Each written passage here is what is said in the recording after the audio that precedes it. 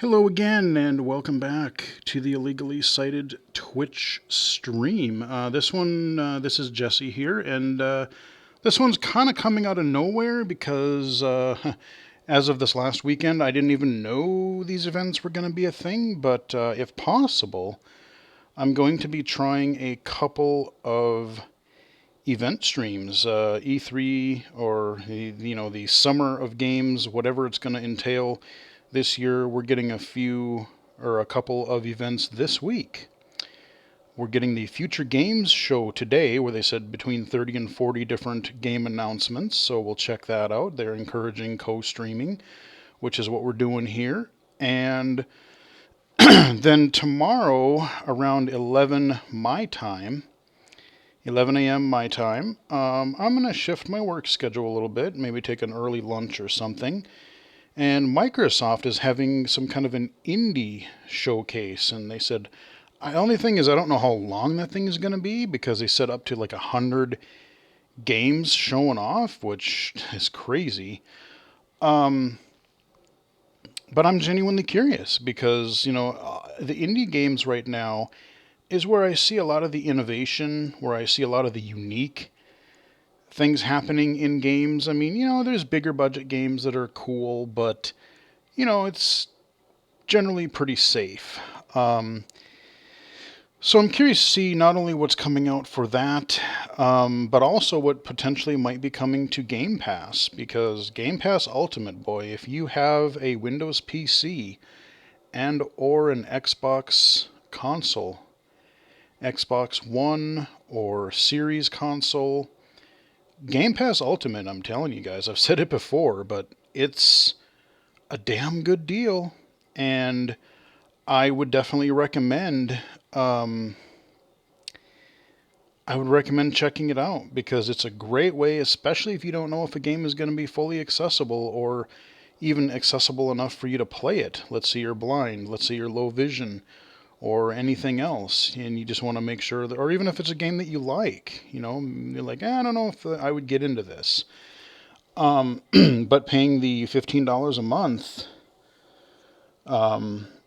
there's tons and tons of games on there. So that's not an issue. I'm going to quick tell it yes, I want to do that. I'm going to also, I think, well, when it starts, I might turn the volume of the video down. I don't know how the mixing is going to be, so if anyone does join, you'll just have to let me know once the stream starts if I have to turn the video down or not. But figured I'd start a little bit early because I wanted to talk about a couple of quick things here.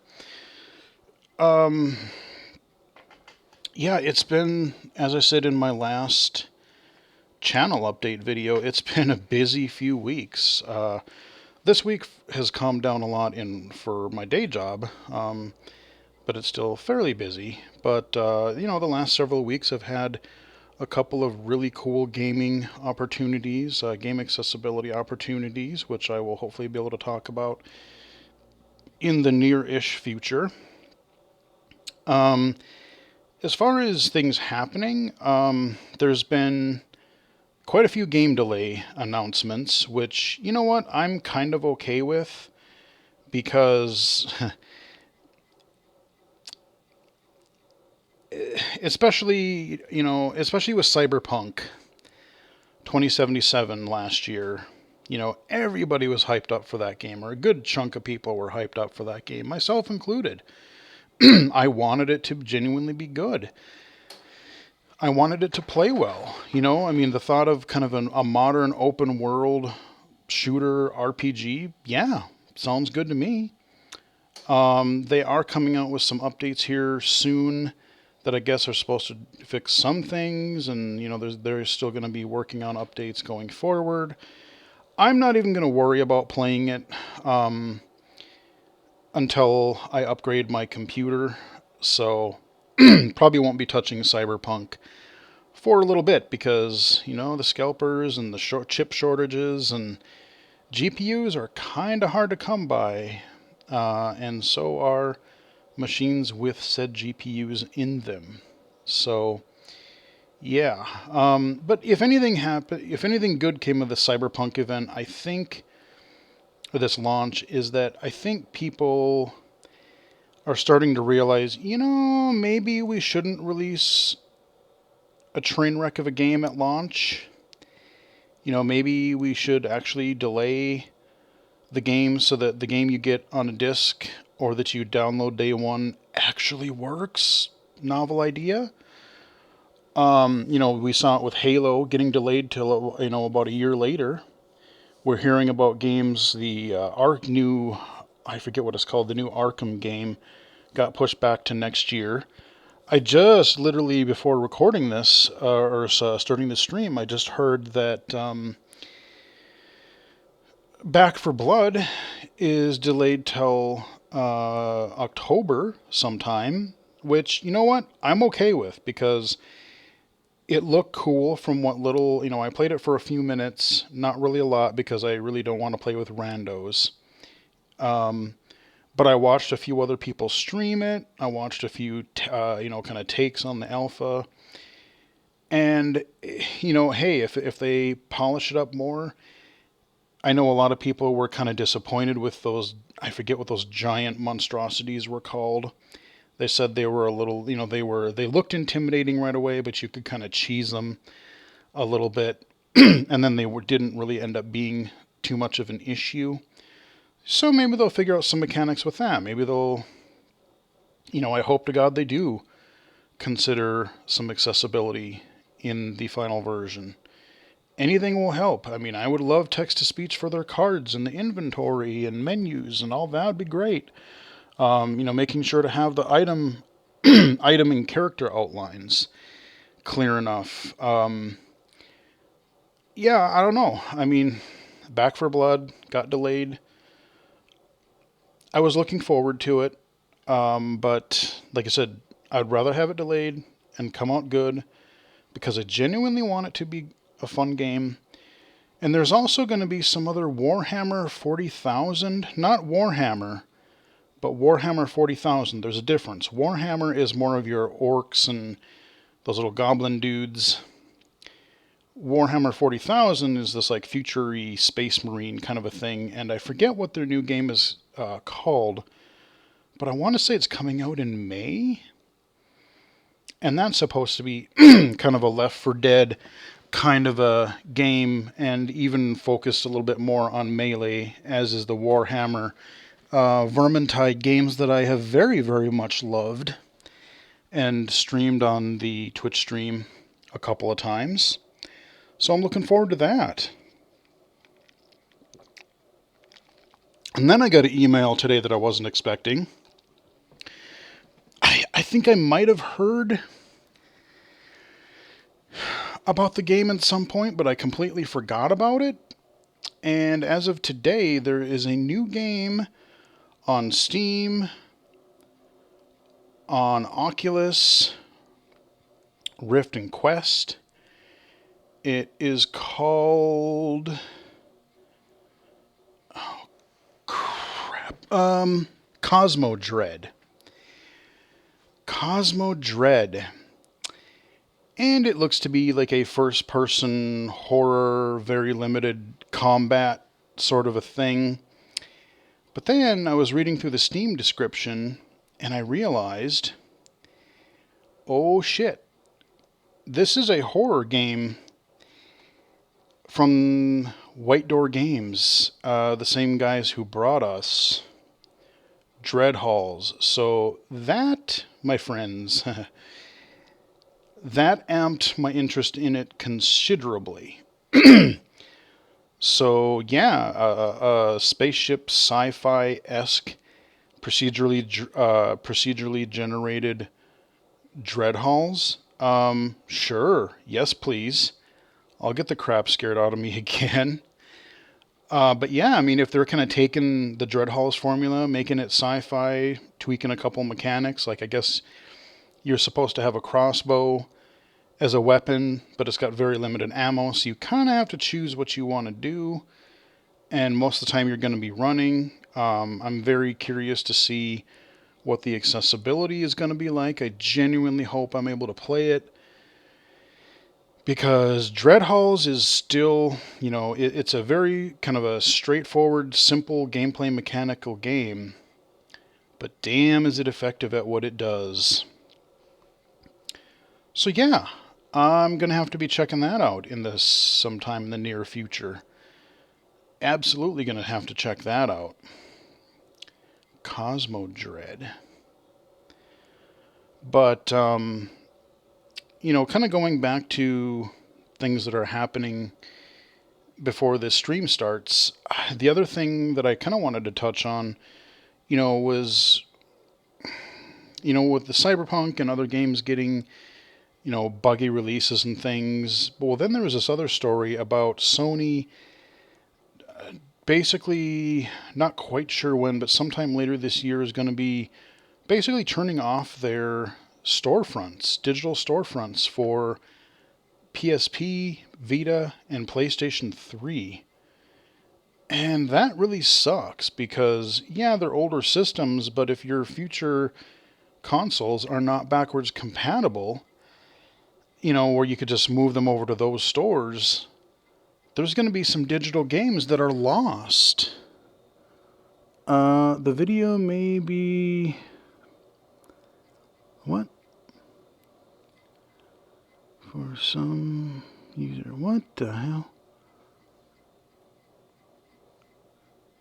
Well, yeah. Let me reload this again. Okay, now we have the music. Okay, 15 minutes. Okay, so I guess I have to chat a little bit more. I maybe started a little bit too early, but hey, you know what? I've got the art of babbling to myself down, so we'll keep going. But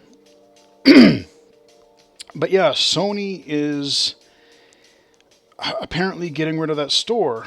And I'm torn because here's the thing. I've said several times that I've pretty much gone digital for most of my game purchases. I have like one or two Switch games, mainly because I got it with like a Zelda bundle. So I have the Breath of the Wild. I have that cartridge, and I think, yeah, I got the Bayonetta one because you got the bundle of Bayonetta 1 and 2. For some reason, 2 is digital, and the first is on a cartridge. I don't know why they did that, but that's what they did. My PS4 came with a bundled game, Horizon Zero Dawn physical. And, these new consoles, you kind of have to have,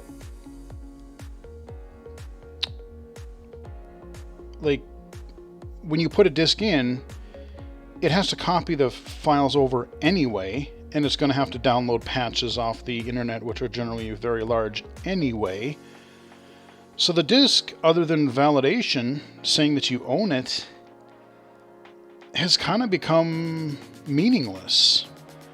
So that is my reasoning for going primarily digital for almost everything. I mean, hell, for PC, I've been digital for many, many years. I mean, Steam came out in like 02, 03, and I got in the beginning, and I started getting games, shortly thereafter, once they started, because originally it was just Valve stuff, and then they kind of branched it out to a few games, and now it's just like the juggernaut that it is. But so, digitally, if the game you're going to be able to get, and I want to play that game 20 years from now on a disc,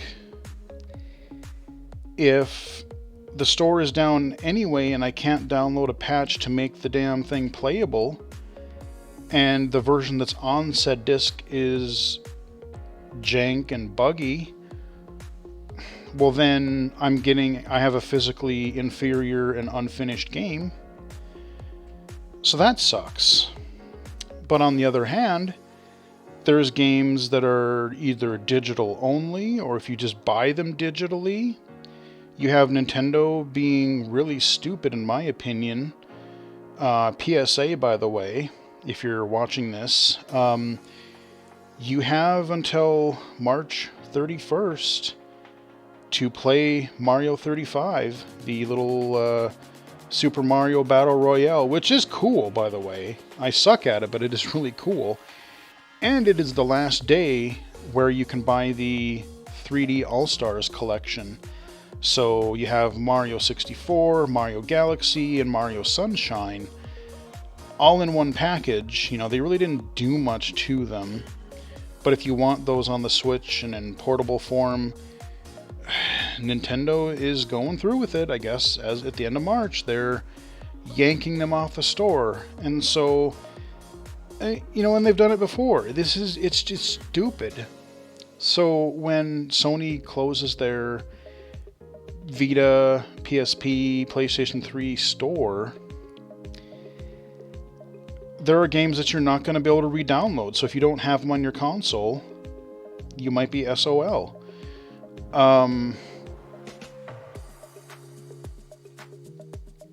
I hate that. I mean, and also, like, you know, even Xbox, like when things get delisted, even if you own them, sometimes the rights you won't, sometimes they'll let you re-download them. Sometimes they won't even let you do that. Look at PT. You know, I technically own PT because I got it on my PlayStation account, but I didn't have a PS3 yet at the time. I just kind of reserved it. But by the time I got my PS3, I couldn't download it because they had yanked it off the store and they didn't let previous owners of that game download it. So I just have this useless thing in my account now. So this whole physical digital thing, I'm really torn because, you know, I really don't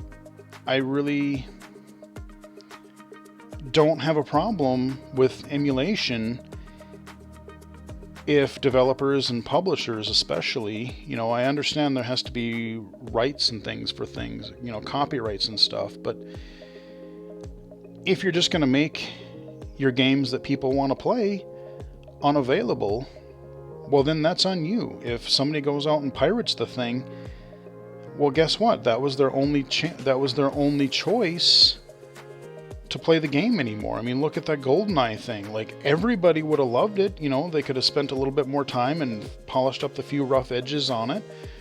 You know, but the game is fully playable from beginning to end. I did a video on it. I might stream it one of these days.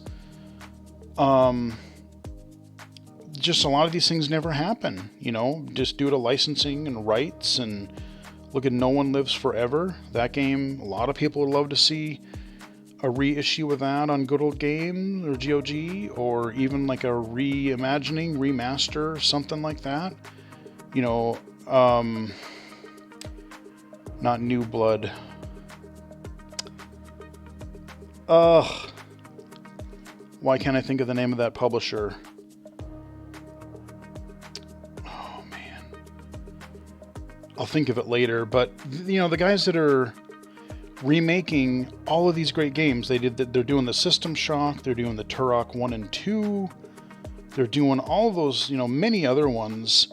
And the guy has even said multiple times in interviews, I would love to do No One Lives Forever, but but no, nobody wants to figure out the rights. So I'm gonna make sure that, okay, we have our chat going. So I just want to make sure. Hello. What happened to my? Okay. All of a sudden my window just like disappeared. Just wanted to make sure that our TCTS was running in the background, that it was active, and then we got our stream going here. So, but yeah, so those are some of the things that are going on right now. Looking forward to trying out that VR horror title, Futuristic Dread Halls. Yeah, that could be interesting. In a couple of short weeks, we do have, it'll be not next week, but the week after, a week from Monday, Game Accessibility Conference Europe 2021. Yes, I'm going to have to get up at 4 o'clock in the morning in order to watch the thing. But as much as has been going on the last couple of years, and as great as the sessions have been, and the fact that they're streaming it online, hell yeah, I'm definitely going to be attending it. And this is a 2-dayer. You can register for free. You can watch it, stream it. If you register, you can get access to their Discord, so you can ask live questions. But yeah, Monday and Tuesday, the 5th and 6th, April 5th and 6th. I've got my ticket, and I will be there. So very much intrigued to see what that's going to be like. See what we're going to get for announcements. And, you know, within the next month or so, we're probably going to have to really start getting some official announcements as to supposedly E3 is happening digitally this year, and Jeff Keighley's going to have his Summer of Gaming 2, I guess, and I don't know, because I know some companies aren't going to be joining E3 for various reasons, but if, you know, I don't mind there being several events, but I do hope that they are clustered in, you know, I like having a week or two where everything is kind of focused at that point, because otherwise it's so hard to keep track of. And it's like, oh, we got an event here, there, you know, we got like 14 different events. And here, okay, here we go.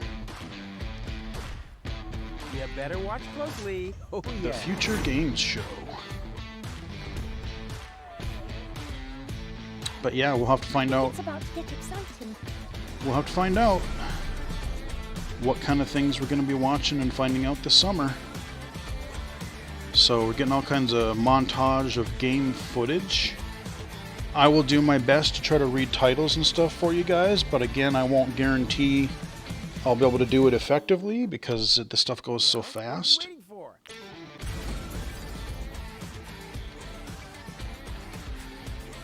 A little bit of everything. Looks like some kind of arcadey stuff, some real-time strategy or turn-based. We got some, yeah, a little bit of everything. So these are, okay, 37 original something or other. Okay. So it'll be a montage. I have no idea how long this is going to last, but... Hello and welcome to the Future Game Show pre-show. Hi guys, Oh, I'm the Stephanie pre-show. Penicello, but you may better recognize me as Claire Redfield from Resident Evil 2. Yay! Luckily, I'm not on zombie duties today. Thank you, Leon. Oh, Resident Evil Village. I'm here to guide you through an exclusive first look at some exciting games from our friends at Daedalic Entertainment. The main show kicks off in just a few minutes, but why wait when we can dive into world exclusive reveals right now? To kick things off, Fair enough. here's Daedalic to tell us more about them and what they have in store. I know that name. My name is Carsten Fichtelmann. I am the CEO and founder of Daedalic Entertainment. Daedalic. Welcome to our offices God, what in do they beautiful do? Hamburg, Germany.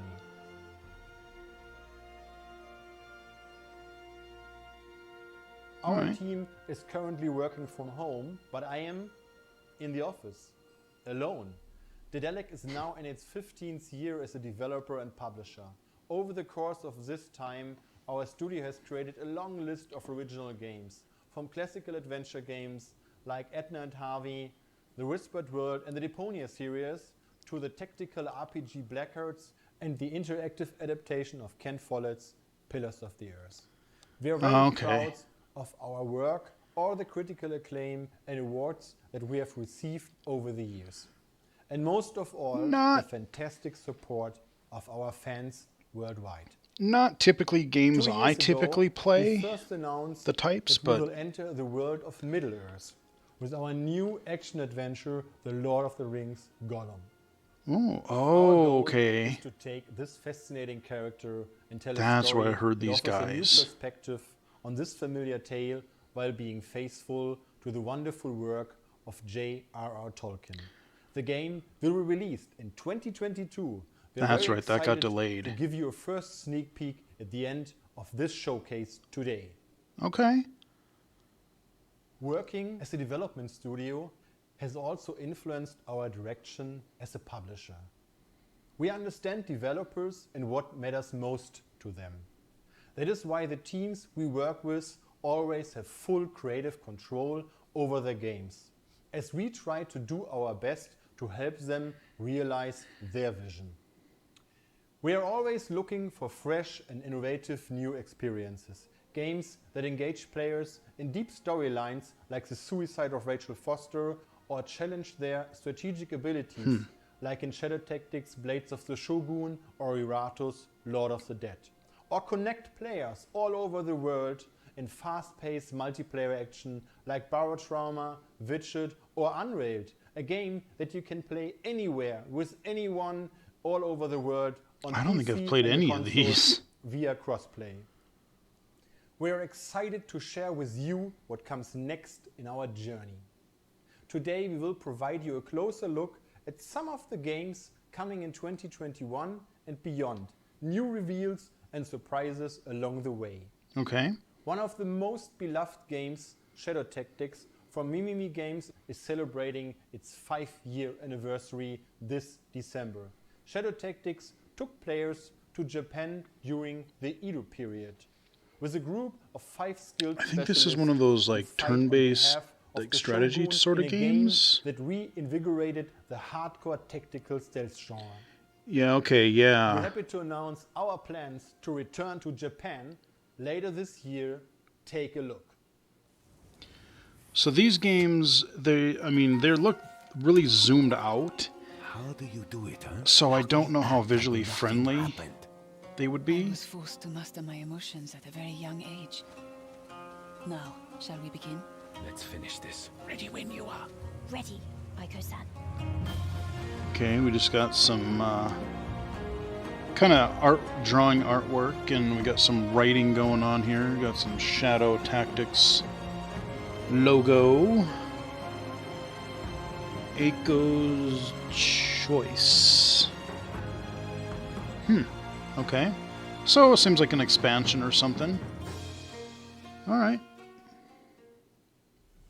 Aiko's Choice is a standalone expansion I- for Shadow Tactics Yep. Blades of the Shogun, coming late in 2021. And you can wishlist it now on Steam. I love when From these the beach of presentations Japan, we now head to the bottom of the ocean. verbally where say horror that. lurks in the shadows, and every step you take may be your last. Oh no, another Subnautica. Oh. No, this looks... Saw a glimpse of 2D stuff. Okay, going down an elevator. Okay. Oh, this almost looks like a 2D Prince of Persia animation-esque.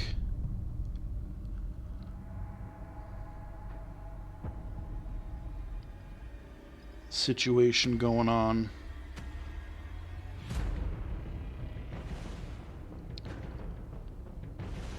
Huh.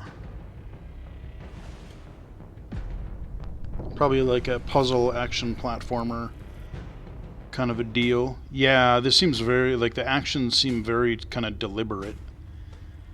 This reminds me a lot of those sort of rotoscope games like Prince of Persia. Okay. Be curious to see what, Ooh. Howdy, what are you doing there? Okay. Hidden Deep. Okay, that could be You're intriguing. feeling brave enough. Hidden Deep is coming to early access in May. Wishlist it All on right. Steam today to stay up to date on the latest developments. I'll let you in on a little secret. When I grow up, I want to be an android bounty hunter.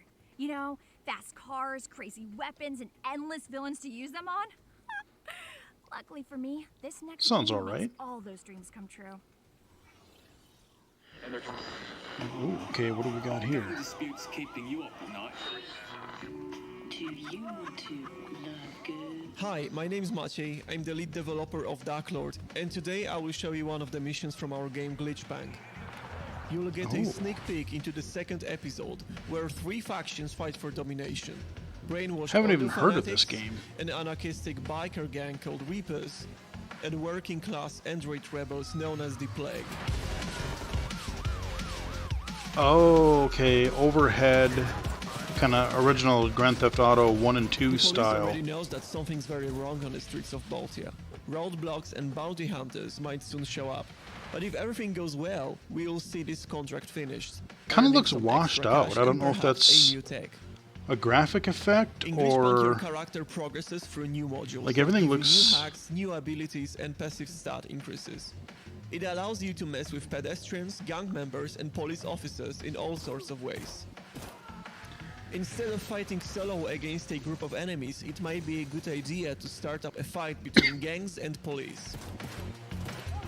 Hacking system and branching storyline little are the hard major to see features the of the game. details of all the Right after enemies this and mission, stuff. There's a chance to push the story into one of 2 possible directions. All of that adds to the replayability of the game.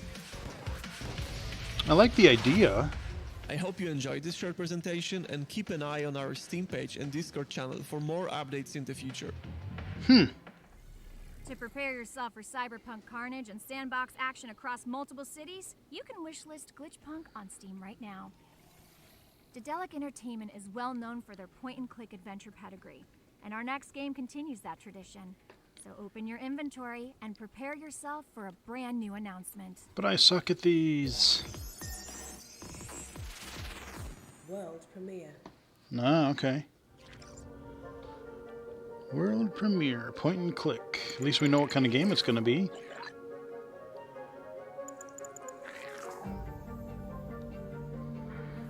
Okay, we got kind of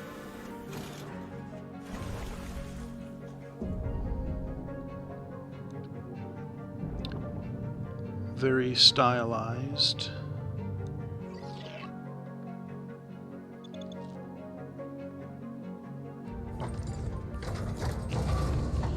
Yeah, everybody's kind of like got little cube heads. Everyone's... Okay, it doesn't appear to have full voice acting. They had a little dialogue box with the robot gibberish thing going there. Okay, some kind of a little puzzle.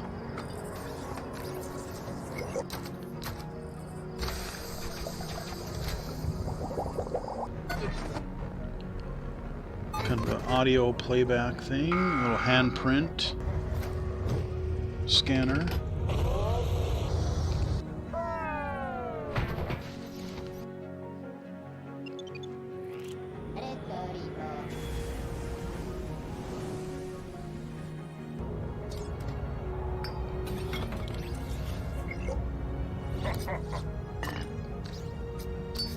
I don't know.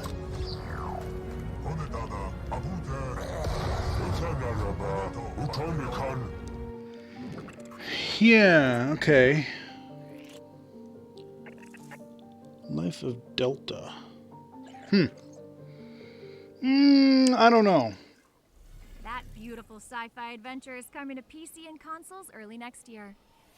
Okay, you're going to need a co-partner you can rely on in our next game, as 2 racers are connected by Elastic. That's right, Elastic. What could possibly go wrong?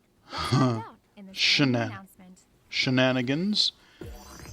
There was this game on the original Xbox, and I can't remember what it was. There was like a rabbit, and it was like chained to this. Was it a weasel or something? And it was a 3D platformer. You started on the left and then you went right, Jeff. That is on you.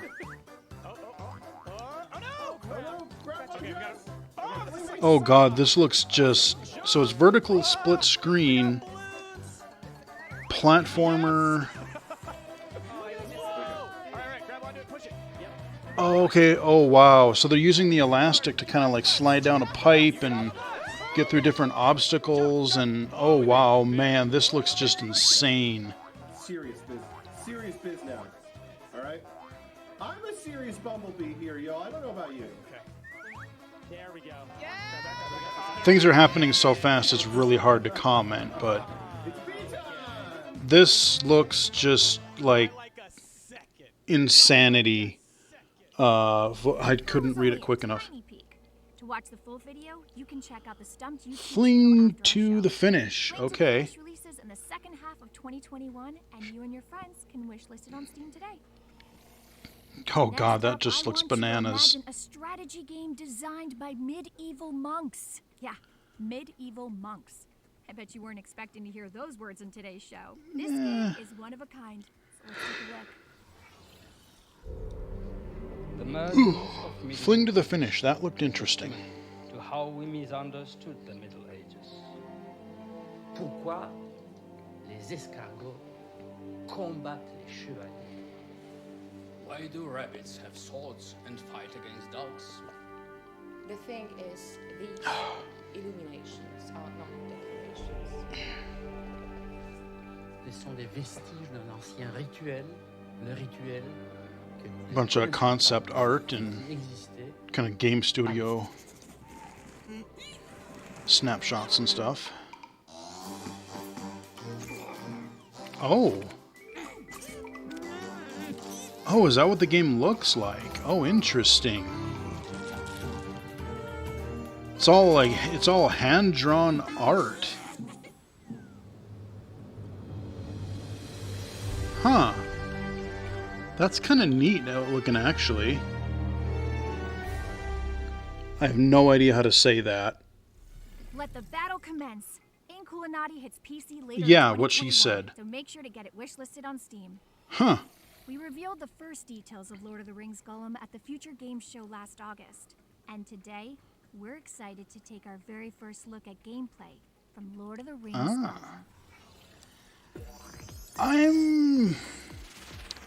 World premiere. I've kind of fallen out of the Lord of the Rings since like the movies and stuff. Like everyone hyped them up, and I like the first one, but they kind of got worse as they went on, in my opinion.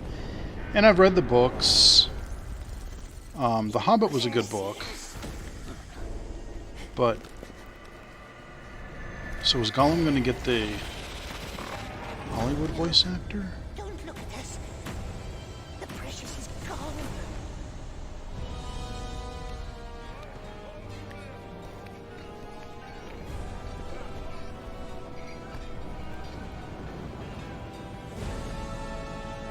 Gollum.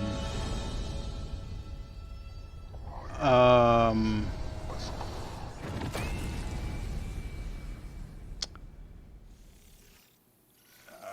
that wraps up our pre-show.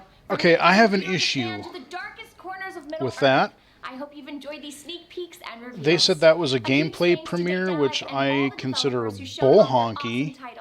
For updates on all That of was these more of a games, you can teaser follow that Dalek Entertainment really on didn't Steam. show much. Like toward the end, you kind of saw a little Casello, bit. And it is time for me to hand over to some other Resident Evil friends for the future game show. Yeah. Take it away. I mean, the art style looked fine, but I hate when they pawn off a lot of this sort of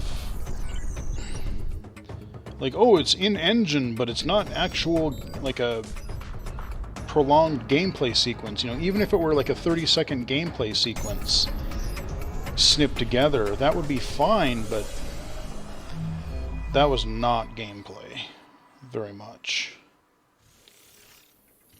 Hello So and now we're welcome for to real. the Future Game Show. I'm Nicole Tompkins, though you may know me as Jill Valentine in Resident Evil 3. And today, Yay. we have an absolute monster of a show for you. And if I've learned anything about monsters, it's that they're best tackled with a partner. So please join me in welcoming my co-host, Jeff Shine. Hey, Nicole. And hey, everybody at home watching. My name is Jeff Shine, but you might recognize me as Carlos Oliveira from Resident Evil 3. Nick, I feel pretty good about this. I feel like it's nice to get the team back together. We do make a good team. Though, I mean, hopefully today's a little bit more even-handed, because I tend to do most of the heavy lifting, fighting Nemesis like 16 times, getting the subway back on. I hate to butt into the main show, but I think I had it pretty tough in Resident Evil 2. 2 words for you. Mr. X. Oh, that guy sucked ass. Yeah, but The important Nemesis thing is that sucked too. Nothing bad can get us at the Future Game Show. So over the course of the next hour or so, we'll be showing you guys gameplay. Yeah, and see this upcoming games banter, for PC it's and console for 2021 kind of and dumb, a beyond, little with forced, some but exclusive trailers sure. and developer interviews. World premieres, exclusive trailers, and a few surprises in store. Let's kick off with our first world premiere, and I want you guys to wrap up, get warm, because things are about to get chilly. All right, world premiere. All right, so they said it's going to be about an hour. So, any word on Kai? Or his supposed crash? Don't, please. Nobody's ruled it a crash anyway. Looks to be first They person. said it just vanished. I don't know, sis. Once is bad luck. Twice, well... It's that damned robot. Always watching him. It's enough to drive anyone nuts. Yeah, well, short drive at least. Anyway, the whole thing smells off to me. Like a setup. Oh God. You don't think... Looks like this is going to be kind of a survival kind of a game. I never did understand that kid. Oh, what was that? Not really. There's another, Well, at least he's not alone this time. a dark Charlie something. and Amelia, though. They've been through so much already. I own it. Maybe they're better off Um, without him. That's kind of what gives me Kai that said the last vibe. time we talked, but Let's face it, the little Oh, brother's Dark pretty Watch. messed up. And who the hell A knows Long where he Dark. really is right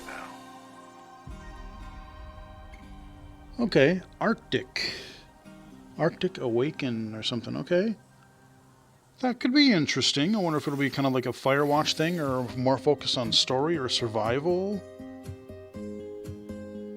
I like the art style though.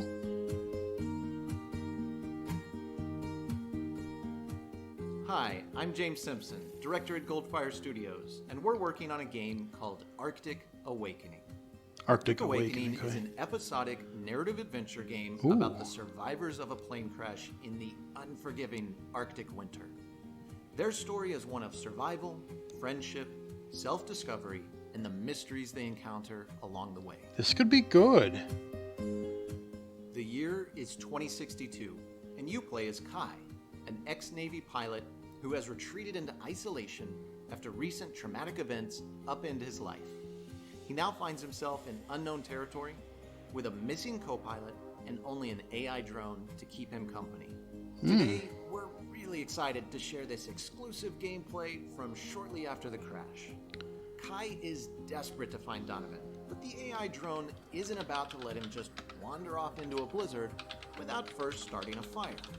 Part of Alfie's job is never letting Kai out of his sight, and this tends to get under Kai's skin. Much of Arctic Awakening revolves around exploring the beautiful Writing games world down to and put to my wish list mysteries that lie within. when we're done. However, the choices you make or Ones that stand don't out. make through your actions and fully voiced conversations directly impact how Yay, Kai's fully relationship voiced. with the other characters evolve. Yeah, it's kind of like almost gives me a Firewatch sort of vibe. I'm totally about that. To PC, Mac, and consoles in 2022. Oh, Thanks okay, for we're watching. about a Be year sure to out. wish list on Steam and enjoy the rest of the show. Yeah, I'll wish list it. Seems all right. I'd Thanks like to again check that James out. for that exclusive first look at Arctic Awakening. Okay, Jeff, imagine being stuck in the same place in an endlessly looping cycle. Oh, Nicole, that is my entire 2020. Well then, Yeah. love our next game, as it's all about breaking free. Oh, are Let's they gonna- take a look at Returnal. Oh, Returnal. I wasn't sure if it was going to be that or 12 minutes, because that thing's been in development forever.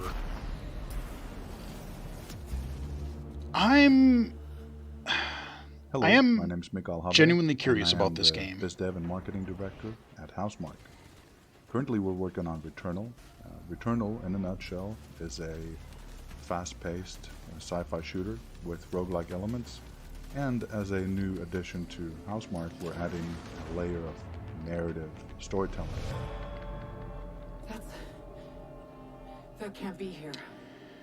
In Returnal, you take on the role of Celine. Celine is a deep space astro scout that crash lands on a planet. It's coming called out in the next Atropos. couple months, too, I think. On this planet, she quickly realizes that she's stuck in a never-ending nightmarish loop, that always upon her death, she wakes up in the same place, but the world has changed and all the challenges that she has to face are different. At the focus of the game, we have a very tight gameplay loop where you dash, jump around, shoot at enemies with lots of tentacles coming at you. There are also a lot of bullet hell elements, so fast-paced maneuvering, dodging, I suck at bullet hell. Running and gunning is the main focus of the game. But there are also lots of the storytelling layers that Celine finds out about in a non-linear fashion. I like the big So crosshair as in you the make your middle. way through Atropos, you find out The big aiming who your reticle. main character is, what is the sort of deepest secret that she's trying to answer, And they're showing and also gameplay. how this planet ties into the whole Along bigger with the picture, pre-rendered and stuff. who are actually or the cutscenes. inhabitants of this mysterious planet. Overall, we at Housemarque are looking forward to bringing you a very exciting and frenetic shooter experience, and Returnal will be hitting PlayStation 5s on April the 30th this year. Oh. So looking forward to having the game out there. Hope you enjoy. Okay, so I thought, maybe not at the same time, but I thought it was coming to PC too, but yeah, if they use the DualSense, Exactly as I left it. this might be one I might have to look at on the old PS5. Returnal. I'm kind of on the fence about it, but yeah, okay. Thanks to Housemarque for taking us through the game. Returnal is coming exclusively to PlayStation 5 on April 30th. All right, well, there we go. Is a No love PC, letter at least to for now. JRPGs, set in a world where the past and the future collide on screen. But here in present day, we've got a world premiere of the newest trailer. Okay, what is this going to be? Not super into most JRPGs. Occasionally one will catch my interest, but I've been having these strange dreams. I think it's a memory of my mother from long ago. at least they're all voice acted now, or mostly. I do feel a connection. There's something there. Very, very anime-esque. You, it seems, are a time mage. As am I. And while my powers have led to my youthful appearance, yours are the gift to see possibility. Who are you supposed to be? Hello, my name is... Tell me if we survive. You know how to fight? Hold your ground. They won't get past us. So many questions. Matthias the Frog, at your service. Weird art style. It's definitely anime. Been keeping an eye on you for Anthropomorphic some time now. creatures. Expected you had been chosen, my dear. It appears. Trying to figure out if this is turn-based or if it's more like Tales of Symphonia style, like kind of action RPG. I'm not quite sure yet. Discover what it was. We'll have time for your banter later. Let's move forward. Yes, let's move forward. You have a talking frog, and you didn't mention it? A talking frog is like... Okay, some sort of wheel that you spin for something or other.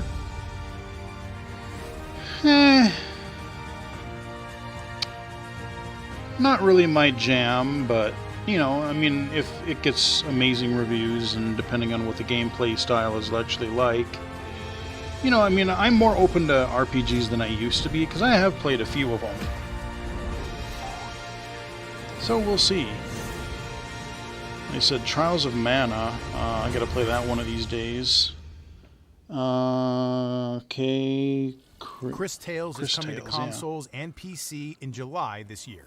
Now, back in 2015, Axiom Verge blew us away with its retro Oh. Metroidvania action. I was terrible Axiom at that Verge game. 2 is bigger and better, I and the wanted work it- of just one developer. So prepare to feel very lazy in comparison. Yeah, no kidding. Hello, I'm Tom Happ, and I'm here to tell you a little bit about my upcoming game, Axiom Verge 2. Got the title screen in the main menu there. Down memory lane. For anyone not familiar with the first Axiom Verge, here's a very brief synopsis. The story was a sci-fi adventure in which you play as Trace, a scientist who winds up in the world of Sudra. Metroid! His mind is preserved by machines. Very and every time he Metroid-esque. dies, his memories are transferred into a new, cloned body.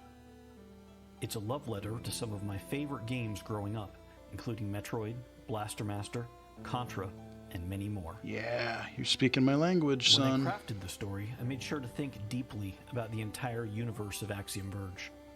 How did it come to be? How is it related to our world? I ultimately decided to break the full story of the Axiom Verge universe into multiple parts, with multiple perspectives, each intended to be its own game. And now, the next chapter is ready to be revealed. I don't want to spoil things too much, but most of Axiom Verge 2 is set before the events of Axiom Verge 1. Okay. But they're each standalone, complementary experiences, so you can play them in either order. In Axiom Verge 2, you play as Indra, the mysterious billionaire Multiple behind save the worldwide slots. Globe 3 conglomerate. Hiding in Antarctica is what appears to be an ancient, alternate Earth, complete with mountains, lakes, deserts, and the ruins of a civilization. But you get the feeling that something else is lurking just past the fringes of reality, waiting to pull you in. But of course. Although Axiom Verge 1 and 2 flesh out different parts of the same overall universe, their mechanics are quite different. The games share the same DNA, and fans of the first game will definitely feel right at home in this one.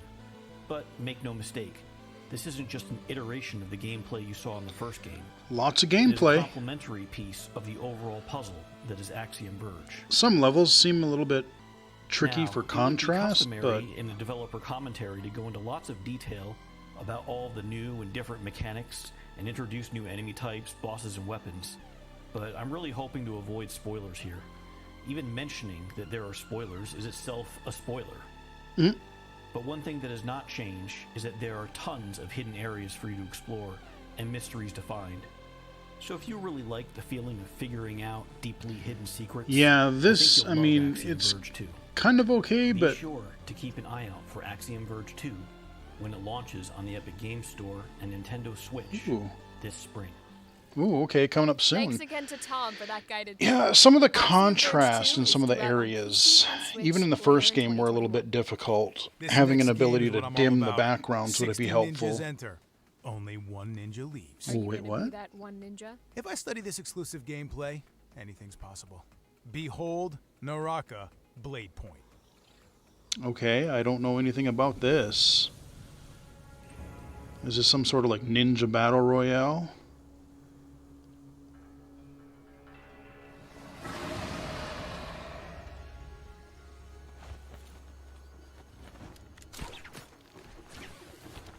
Okay, grappling hook.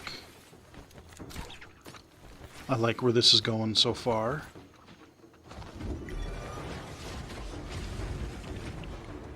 Ooh, a big bastard down there. Yeah, you watch from that rooftop. What the hell? So we got dudes fighting down there. They look a lot bigger than your guy.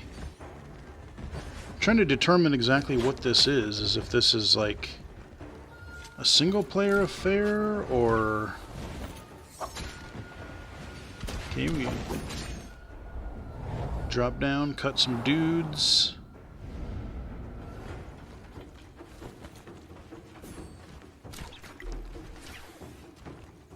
I like the art. I like the style. Grappling hooks are always cool. Yeah, slice them up. Got some health bars there, looks like. Oh, geez. That's a lot of arrows.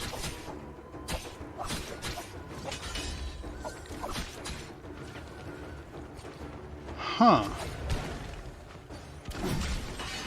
Definitely action-y. Ooh, okay, we got some fire spell thing going on there. This could be really cool.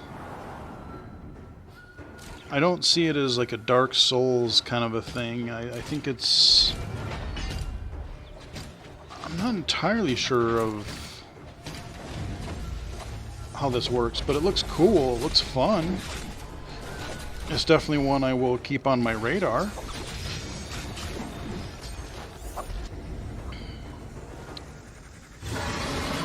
Yep, biggin. Of course, you gotta have that. Oh, shoot, I didn't read that in time.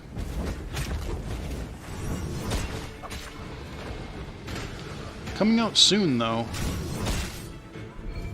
Kind of disappeared fast. I didn't read it in time.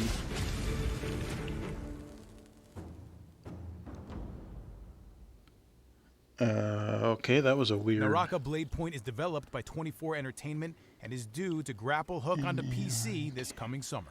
Huh. Next up is an open-world action-adventure that took Kickstarter by storm back in 2019. And once you've seen it in That one I'll action, add to my you'll wish list. understand why.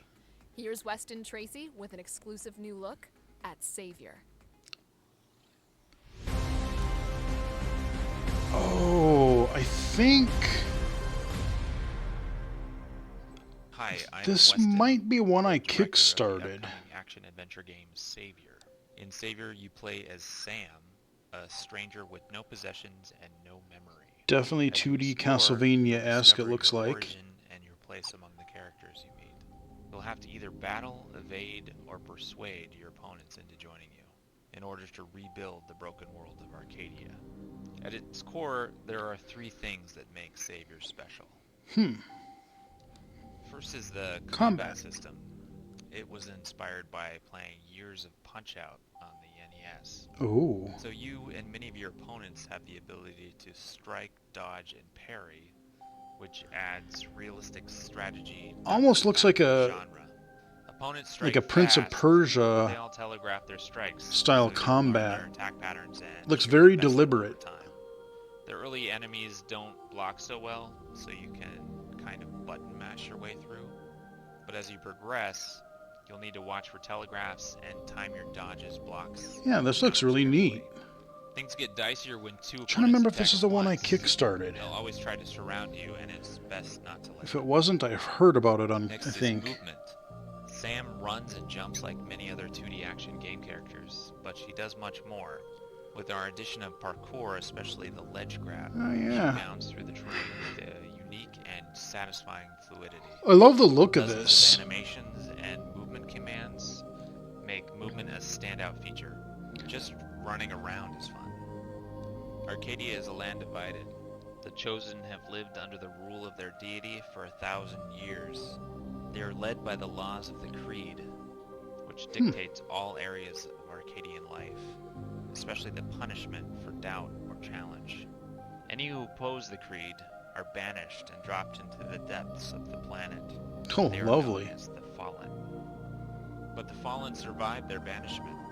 They explored their underground home where they thrived. But the Chosen and the Fallen have been divided too long. It's up to you to reunite them. Okay. All of us at Starsoft are working tirelessly to bring Savior to Steam and Nintendo Switch in winter of 2022. We hope you'll add Okay. Savior to your wish list on Steam, sign up for our newsletter, or follow us on social media to stay up to date on our progress. Savior is Yeah. coming to PC and Switch in winter 2022. That looks Our promising. next game opened the very first Future Game Show and had us itching to see more ever since. Please welcome Team Kill Media with a new slice of action from their console horror shooter, Quantum Error. I don't remember anything about this one. Quantum Error? Huh.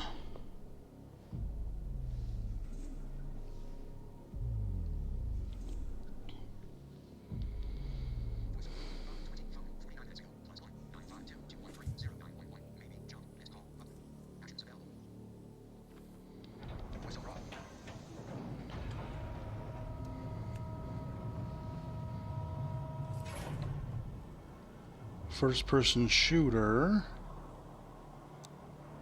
Quantum Error. The name sounds vaguely familiar, but I don't. Yeah, just blow them apart. Okay, big spider dude. Whoa, okay, that turned interesting.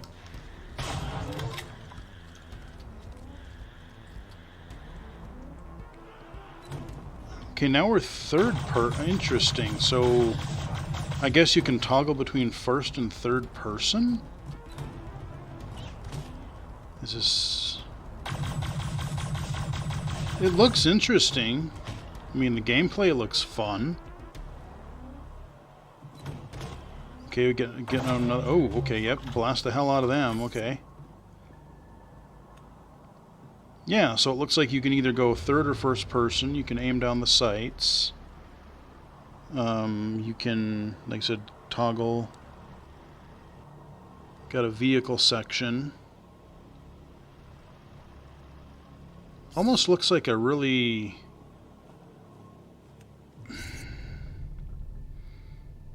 kind of horror-esque, but sort of like a desolate exploration. I don't really want to say a Metroid vibe, but like there's just this sort of tone to it. Kind of this ominous...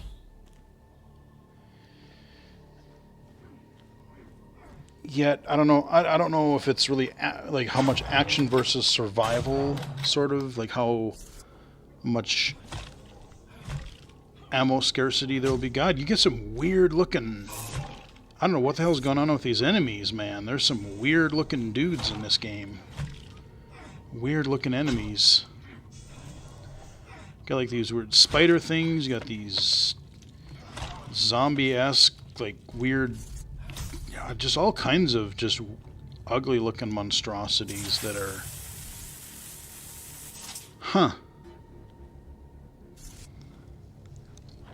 But we're seeing all gameplay. This looks intriguing. And I like what I'm seeing, so...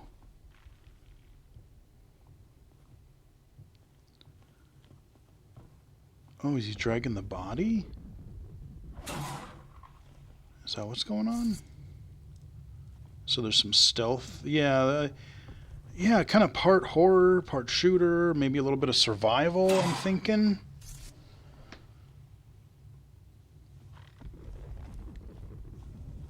Definitely got a foreboding atmosphere for sure.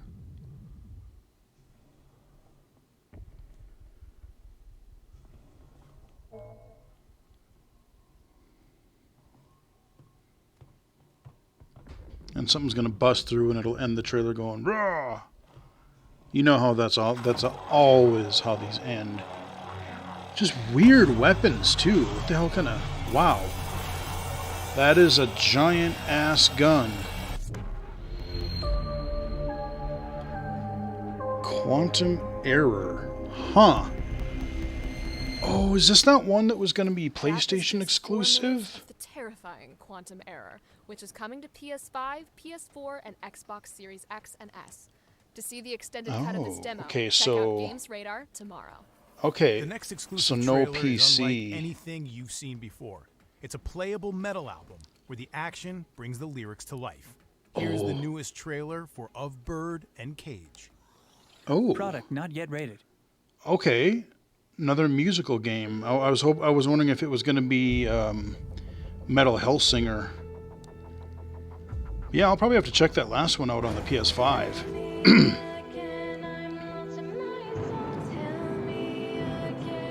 Ooh. I've never even heard of this one, I don't think.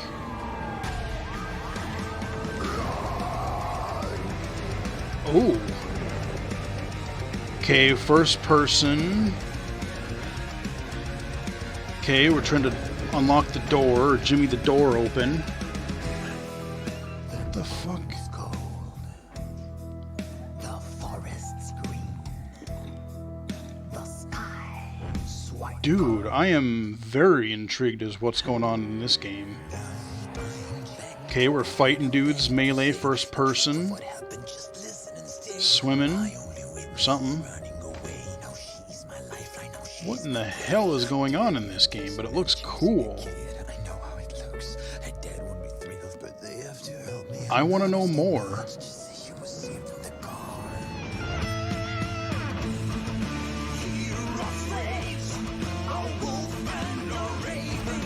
Okay, some funky shit going on in an elevator. And,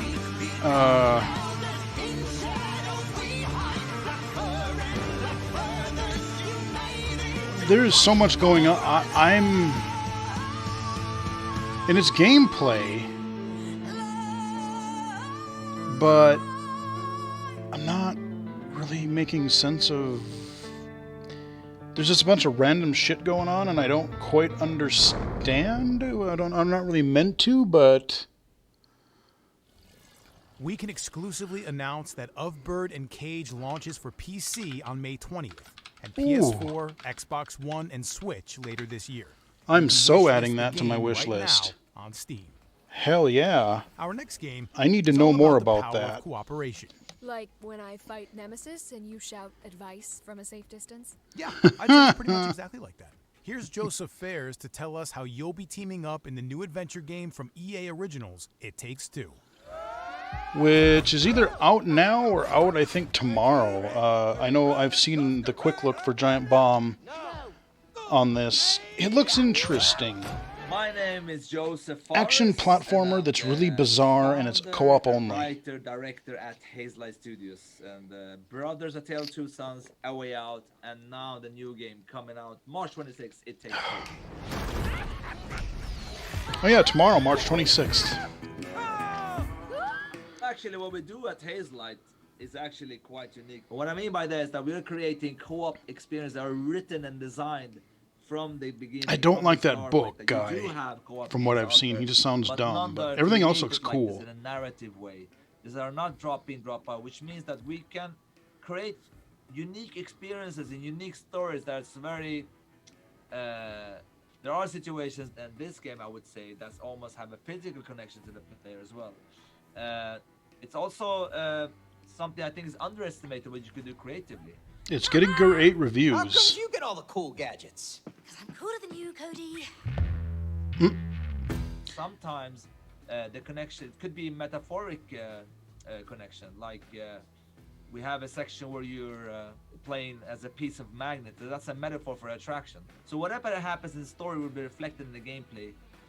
Even an example like this, in this case they are in a tree, and the male character, the clay character Cody, he forgot to clean the hive, so in real life obviously. So right now the squirrels that live in that tree are in war with the wasps, and you actually use the squirrels' high-tech weapons to take out the wasps. So and as you see, May can shoot matches and he can shoot sap, and when you combine those you create an explosion. Okay, that looks again, kind of neat.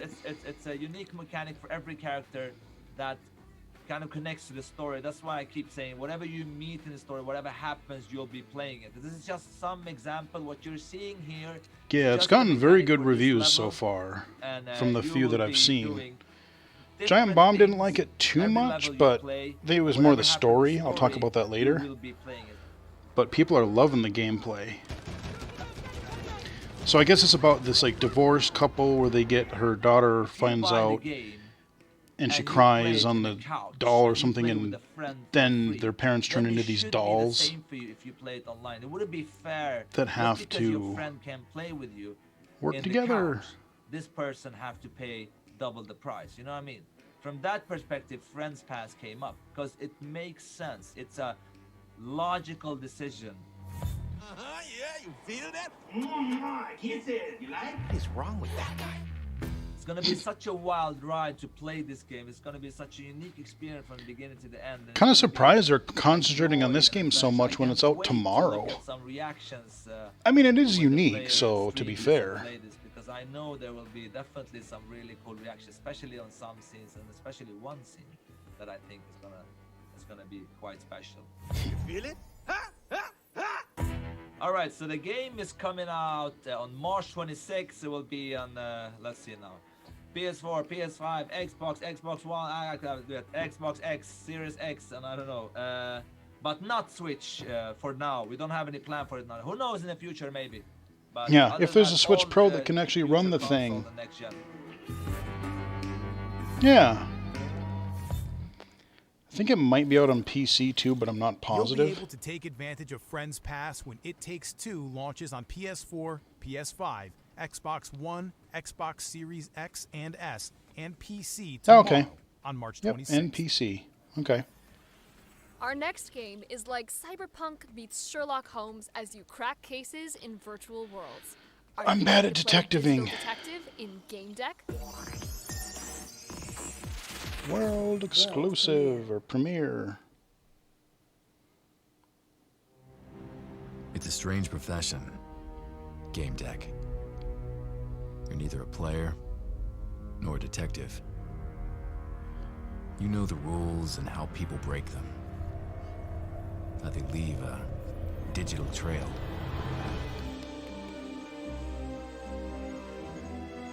And there is always a trail. A flaw in the source code. Backdoors used by cheaters.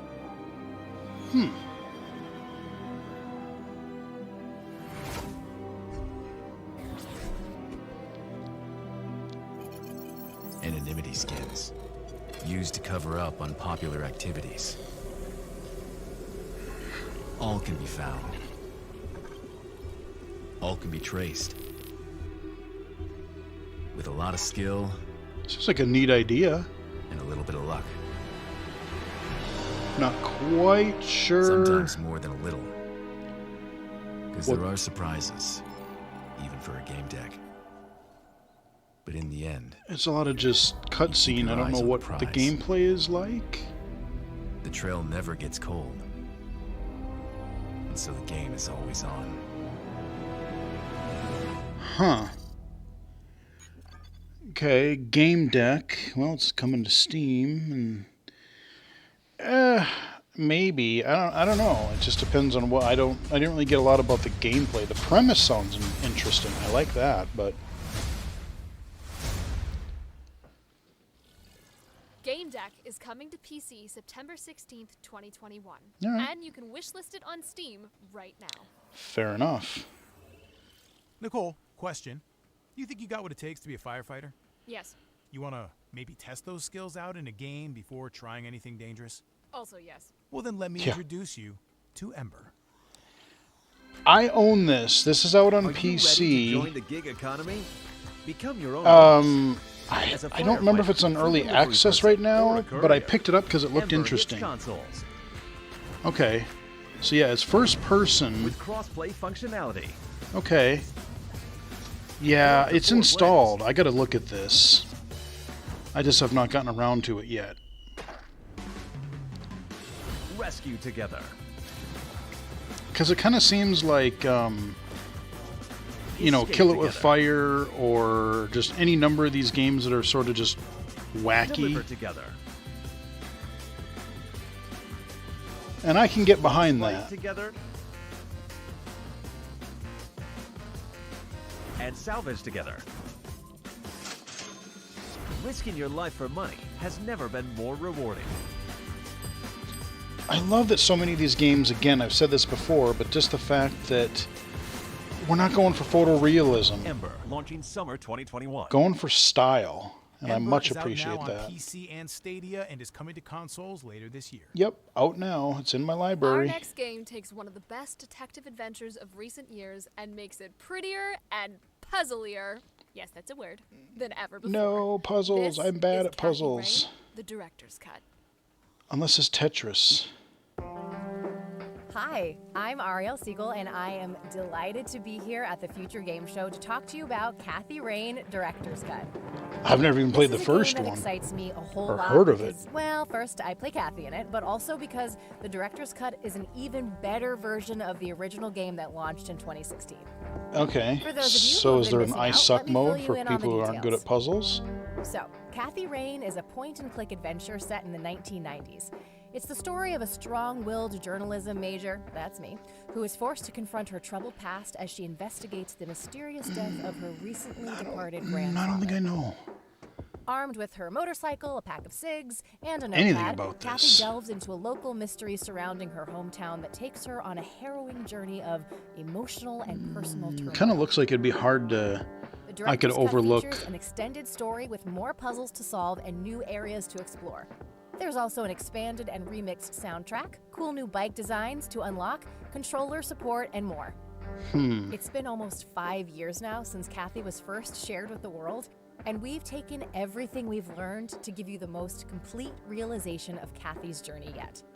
I, for one, love being a part of this project, and I can't wait for you all to get on the Catmobile when we launch this fall on Steam for Windows, Mac, and Linux. Yeah, I mean, the problem with these point-and-click games, a lot of them, I just have so much trouble, like, you know, you gotta find that one item that you're overlooking, or these obtuse puzzles, or... I'm just not good at them. You know, I'd probably play them if I weren't so terrible at the genre. Thanks to Ariel for showing us Kathy Rain, the Director's Cut, which is coming to PC later this year. Now it's time for a sneak peek at what's in store from our pals at Team 17. Oh, how many hours have I spent playing Worms over the years? I once fought giant mutant worms in a sewer. It's a very different vibe, Nicole. It's a very different vibe. Yeah, I think it was Worms Armageddon that we used to play in college.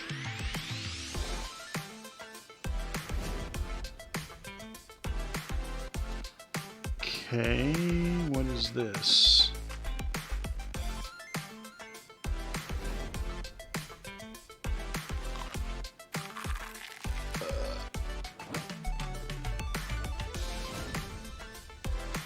Very cartoony, whatever it is.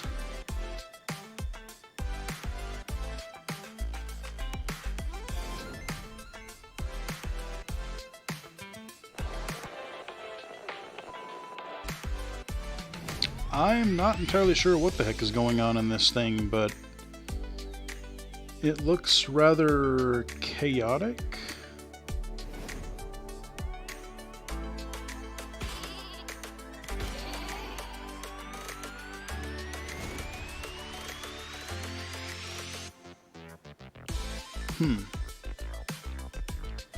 Oh, okay, I wasn't even paying attention to the corner. I was just watching, but yeah, it looked like it. There was a bunch of different games. I didn't really get to see what all of them are, but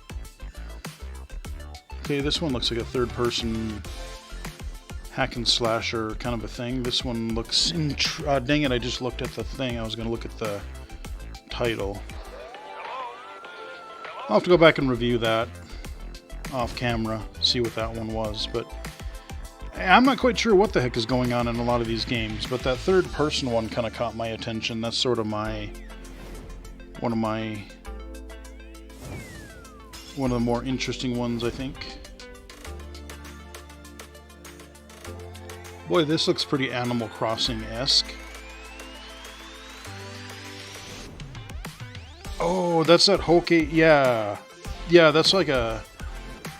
Yeah, that is like an Animal Crossing kind of a thing. I forget. I just started reading the title. I think it's on my Steam wishlist actually already. So. Hello? God, is this thing on? Oh, it is? Good.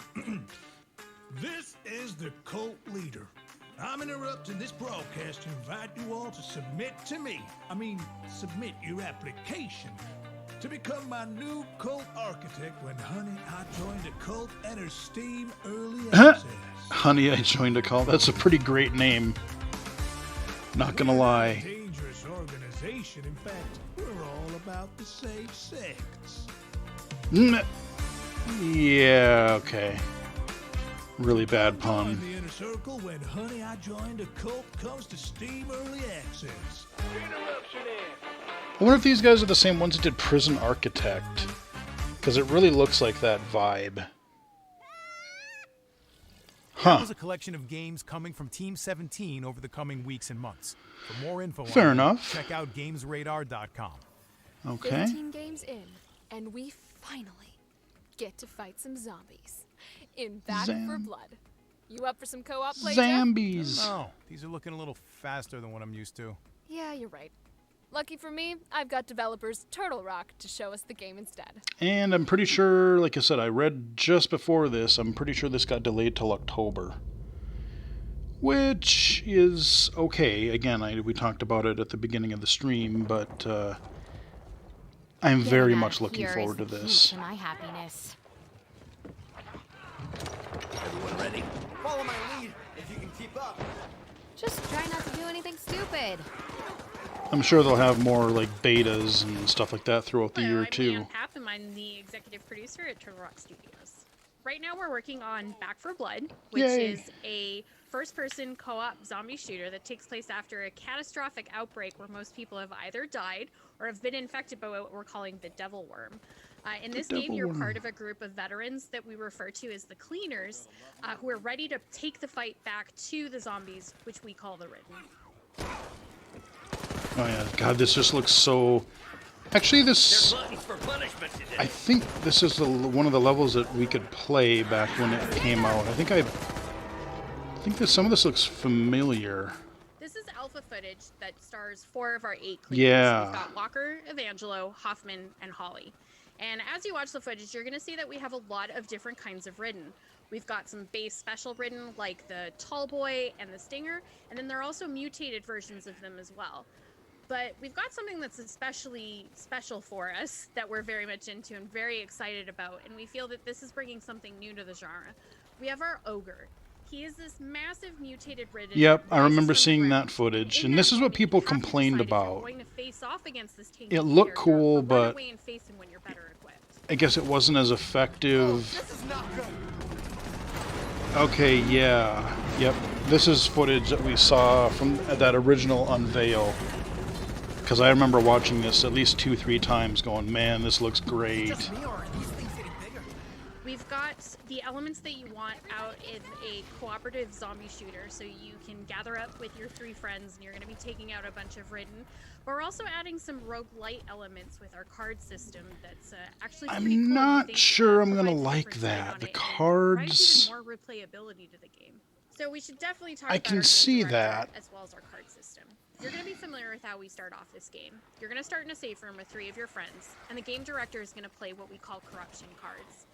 You get to know what kind of challenges he's going to throw at you and your team by looking at what these cards are. They might be things like Swarm of Bruisers or Ridden on Fire. And Yes. you then get to know exactly what it is that you're going to face. So after you see those cards, you're then going to be given a hand from a deck that you've built. And you need to decide what cards you're going to play. Coordination with your team is going to be super key here, as you can do things like improving the quality of items and weapons that are found in the world. You can make it so your team can carry more Molotovs or med kits, or you can even do something cool like your team gets a burst of health when you get incapped. We're really excited to see what you and your friends do with your cards. Gotta be something around here. There you are. I'm not really seeing, like, when she Back for picked Blood up is that, I coming to gotta watch Xbox that Series again. X and S, Xbox One, There's PS5, not PS4, and PC. You're going to be able to play the a game lot in of the highlights. upcoming open beta on both PC and console. We're going to have more information on that soon, so stay tuned. Open beta. Doubt they're gonna have bots. I bet you they're still gonna focus on multiplayer. So, I mean, well, yeah, I don't know. Thanks to Turtle Rock for showing us how real zombie killers I'm interested to see how the beta compares to the alpha and see what people think about Here's it. the world premiere of the new cinematic trailer for Warhammer: Age of Sigmar: Tempest Fall. Okay, I don't think this is the shooter because that one is coming out, I want to say, like I said, in around May. So I have no idea what kind of game this is. There's a gazillion Warhammer games coming out all the time. Our souls I can't keep freed track. from the weakness of flesh, arrived at the gates of heavens, shaped by righteousness, reforged in thunder, clad in living armor. We come down among lightning to protect the mortal realms once more. We are Sigmar's wrath manifest. In his name, we wage war! I don't think this is the shooter. Are the Stormcast Eternals. You can step into the shoes of the Lord Arcanum when Tempest Fall launches on Oculus and Steam this summer. Oh, it's a VR Hey, Jeff, you remember spiel. the hospital Oh. siege in Resident Evil 3? Oh, how could I forget? Well, Future this next bit is hits. a little bit like that, except instead of zombies, I'm gonna throw loads of games at you. Oh, that actually sounds way better. I'm hoping that we see something more about that Teenage Mutant Ninja Turtles game. I want a release date. I want that so bad. So yeah, we got another montage. Let's see if anything looks familiar. Bunch of, looks like RPGs. I don't know what this is. I'm not going to be able to read this stuff very quickly, so I'm just kind of watching the footage and seeing if anything jumps out at me like, oh, this looks cool. Oh, some kind of racing game. Looks like very arcadey.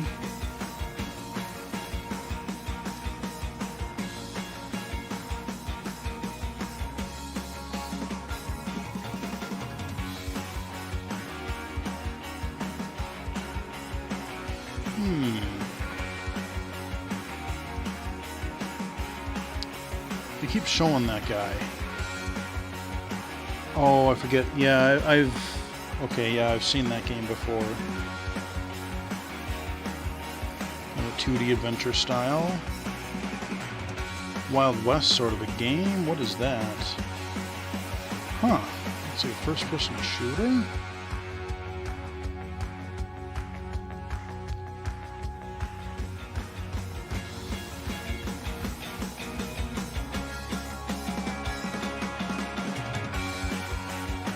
Yeah, just so many games flying by, it's kind of nuts. I wouldn't be able to read them all to you. Audio description would be nice for this sort of thing, alright? Dude building a snowman. And yeah, a lot of these don't look familiar to me. I've seen a couple of them before.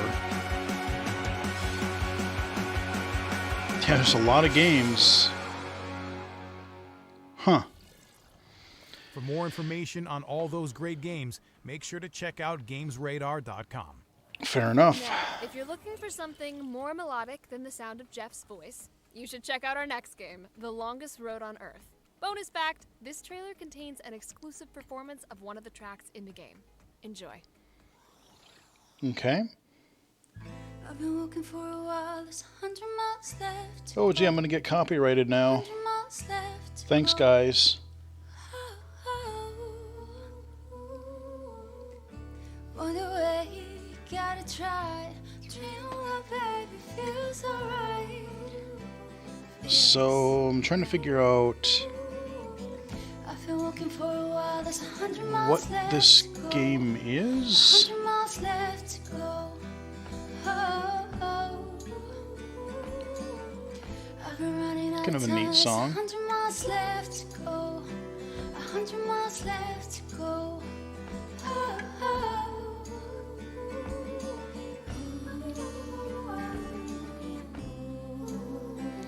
Not really telling me much about what the game is.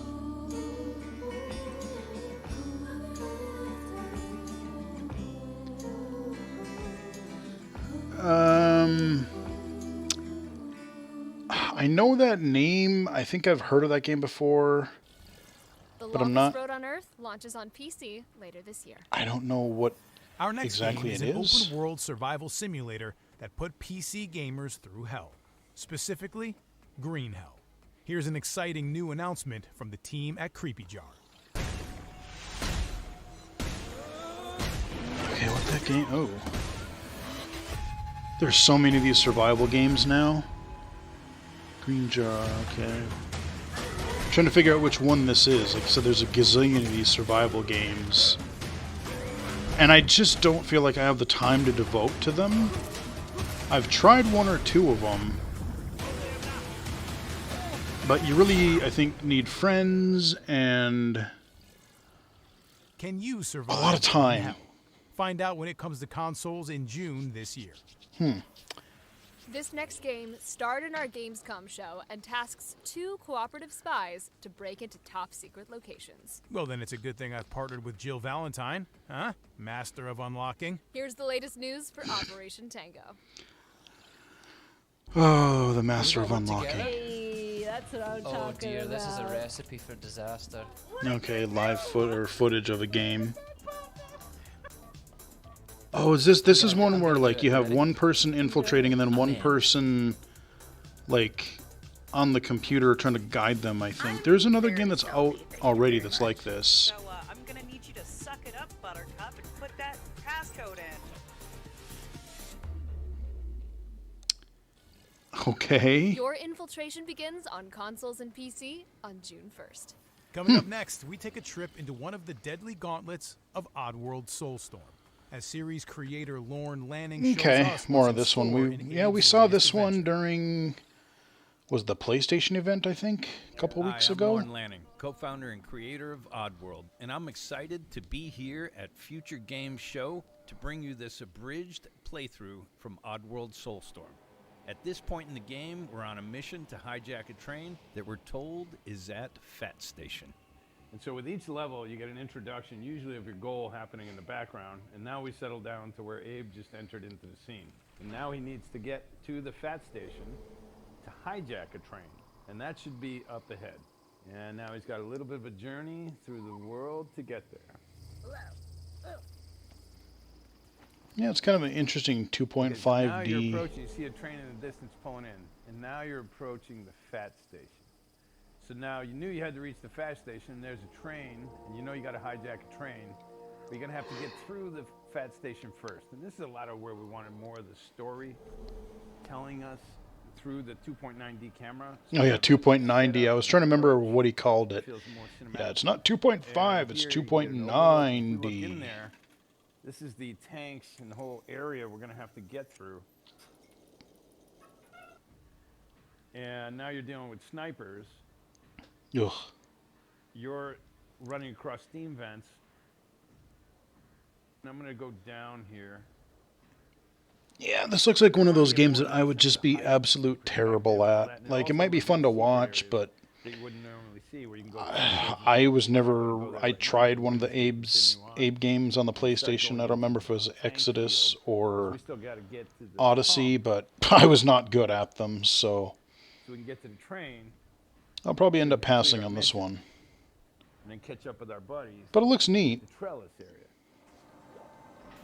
Here's some classic Abe play where, you know, he's using steam zones to hide from the enemies, and they can't see. They're kind of blind in the steam zone. So using the old Oddworld logic, if you can't see Abe barely, then neither can the enemies.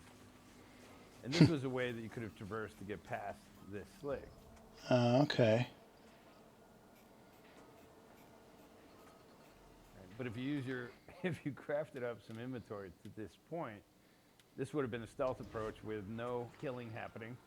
This would be a little more not nice approach, where you might have used something a little more lethal. Yep. And that would be very nice. You Yes. don't want to do that, of course. Oops. But And there are going to be consequences for that.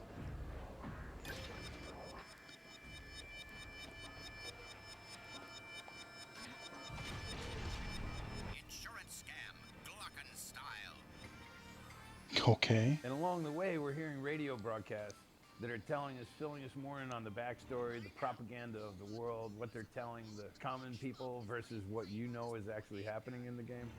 So we play off of that during these elevator rides.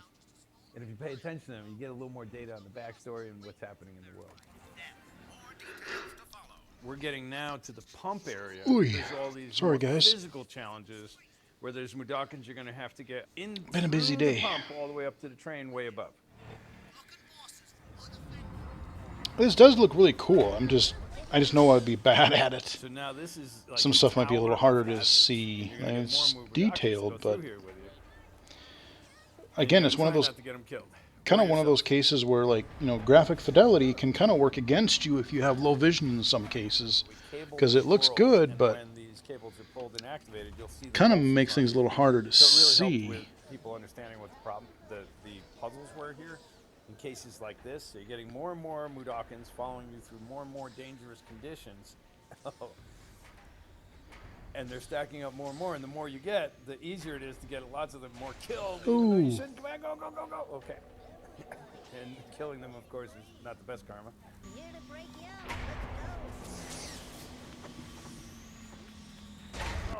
Oops. Oops.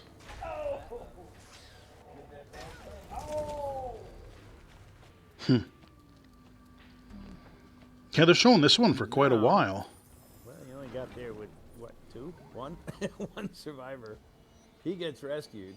And from here, and look at all my dead guys, but from here, this gets us up to the area of the train station where we can now access the train that will then lead us on our mission forward.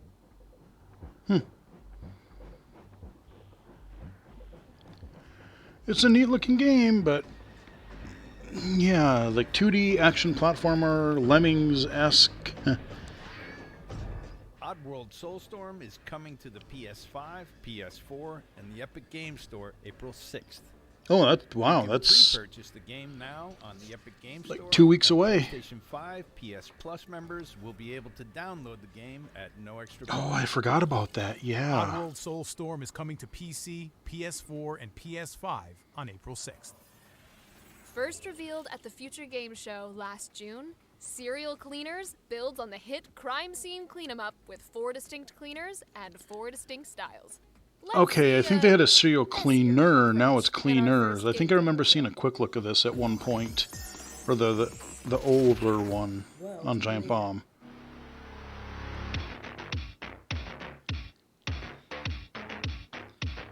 Yeah, you got to clean up after a crime scene, I think. Yep, drag the body.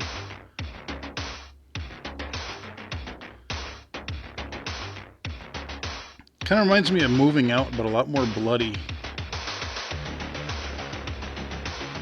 It's kind of got this isometric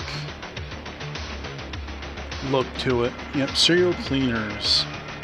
Because I thought there was like a Serial Cleaner, or maybe it was early access, I don't remember, but I remember seeing Giant Bomb play this a while back, or some iteration of the game. Alright. Wishlist on Steam. Grab your mop and your rubber gloves because Serial Cleaners is coming to PC later this year. You can wishlist the game on Steam and Epic Store now. Okay. Actually, I don't know if Epic has a wishlist yet. But neither can they hear you say, whoa. Which is exactly what you'll do when you see the amazing things Frontier is doing in Elite Dangerous Odyssey. I briefly tried this in VR, and I had some trouble with the interface and stuff, so it was kind of hard to play, and I didn't really want to, especially like the multiplayer, I didn't really want to look stupid. Hello, I'm Gareth Hughes from Frontier Developments, and I'm the lead designer on Elite Dangerous. Right now, we're working on Elite Dangerous Odyssey, the most ambitious expansion for Elite Dangerous. Oh, is this the one where you're on foot? For the first time in Elite's history, the Odyssey expansion will allow players to set foot on light atmospheric worlds powered by amazing new planetary technology. Okay. Players will be able to disembark from their ships and explore these planets, discovering new settlements. I do remember seeing something about this. While taking on missions and engaging in intense first-person combat. Today, we're really excited to share this exclusive footage of Apex Interstellar. Welcome to Apex Interstellar, your gateway to the stars. A shuttle service that will be available to all Odyssey players, allowing them to explore the galaxy in a totally new way. I wonder... For a small fee, Apex Interstellar will let players book their own personal shuttle, complete with AI pilot, to take them between the ports and settlements in inhabited space. Okay, so I wonder if you can play this and you don't have to go into space much if you don't want to? Players can even call a shuttle to pick them up directly from a planet's surface, just like you'd hail a cab. Additionally, we'd like to talk about how the release of Odyssey will give players the opportunity to experience the excitement, scale, and beauty of Elite Dangerous from a brand new perspective. Odyssey's boots-on-the-ground gameplay will add on-foot exploration, salvaging, bounty hunting, heists, and much more, all seamlessly integrated into the existing game. Huh. So I wonder if you can kind of just stick to playing. Elite Dangerous Odyssey is coming to PC in late spring 2021. Okay, on foot. Scheduled to begin a little earlier on the 29th of March. PlayStation and Xbox releases are planned for autumn 2021. Thank you for watching. Please enjoy the rest of the show, and we look forward to seeing you in the game. Yeah, I would like to find out more about this, because I'm not good at flight games generally, but if I could putz around and play sort of a shooter action RPG-esque sort of on foot Thanks thing, to Gareth for that look at the game. might be kind of The fun. Elite Dangerous Odyssey Alpha will be available on PC starting March 29th. God, that's Imagine what you could couple do with days. a machine that can read memories. That's the killer setup of Don't Forget Me, a new adventure game from the Moon Pirates and... Most of my memories involve being chased by a giant mutant. Oh, yeah. You remember that time the bug, laid eggs in you? Ugh, we don't talk about it, Jeff. Okay, what is this? A lot of text.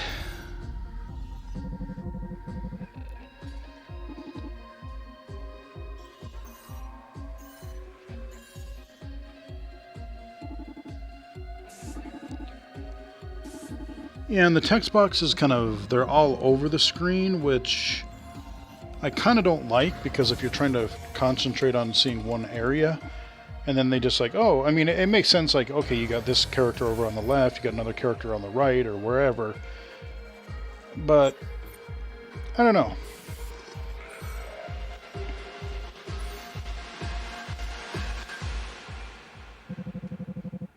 Meh.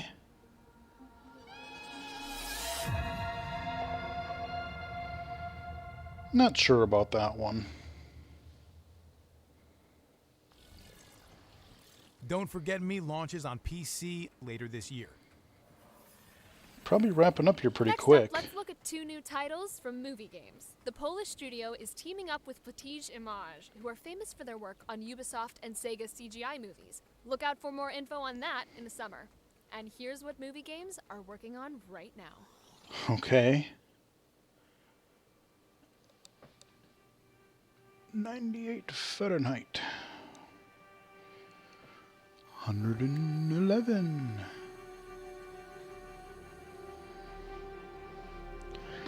$212. Boiling water. $424. 1100. I have no idea what you're trying to tell me here, but there's a bunch of fire, that's for sure. And okay, yeah. Okay, I missed The Great War that. didn't start as something we were worried about. Okay, now we're on to something We had else. no idea how it would change when they sent us directly to the front line and into the chaos. And then in the mud and drama of trench death, we learned how to survive. And how to choose between life and death. Because every saved life counts. Okay. Movie Games says you can look forward to hearing more on War Hospital and Fire Commander later this year. Our next game debuted on Stadia and is finally coming to other platforms. To find out why Lost Words Beyond the Page is such a special world, let's join director Mark Backler and writer Rihanna Pratchett. Is this the one? No. I don't think this is the one there was one game I did try on Stadia. It was like a third-person thing, but I can't remember what it was called. Lost Words Beyond the Page. I wonder if this was it I'm or Rihanna not. Pratchett. I'm a writer for video games, film, TV, and comics, and I Yeah, I wrote was gonna the say, show script some for footage. Lost Words Beyond the Page, and I'm working on lots and lots of secret things. No, I don't At think the this moment, we're just is. putting the finishing touches to Lost Words for Steam, PS4, Xbox One, and Switch. So you play the game as Izzy, who is Nope, definitely have about not played sort this of one. 11 or 12-ish, and she's just been given a journal for her birthday. She's always wanted to be a writer, so she starts writing. She has to deal with some difficult news about her gran, who gave her the journal in the first place, and she decides to write a story to cheer her gran up. We see her go not just on a journey through the pages of her diary, but also through the fantasy world that she's been writing about. I like the art. The It's kind of a story 2D starts to kind of reflect what side-scrolling the reuse, gameplay. like the second stage uses of grief. Some has platforming, probably art puzzles. Inspiration, has music inspiration, has puzzle inspiration, and it's basically, you know, fantasy is a lens through which we can examine the real world, and this is a very kind of a very visual representation of that. The two worlds in the game play into each other in a number of different ways. So the things that happen to Izzy in her real life end up having repercussions in the fantasy world. We also see these little post-it notes on the desk around the diary that sort of show the evolution of some of the characters that you'll later be bumping into in Astoria, and different ideas that Izzy has had. The game is split into like 8 main chapters. Each one of those begins in the pages of the diary and then transitions into the world of Astoria sort of halfway through. Lost Words is out on the 6th of April on Steam, that's really soon. PS4, Xbox One and Nintendo Switch. So you can jump onto Steam and wishlist it right now. It looks Thanks to intriguing. Mark I and don't Liana know. for that exclusive look. Lost Words comes to PC and consoles on April 6th, and you can Might be worth wishlist checking it out at some point. In space, no one can hear you scream, but neither. Whoa, Nicole, I already used that intro. Oh, really? Our next world premiere is set in space, and it looks really spooky, so I thought, like... Honestly, you had me at world premiere, so you could probably just cut it there. World premiere. Ooh, what do we get? A scary space game.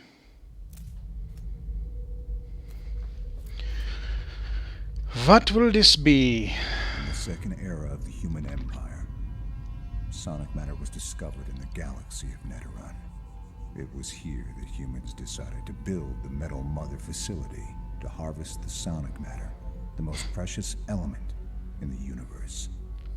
But it wasn't long before they discovered they were not alone. Of course.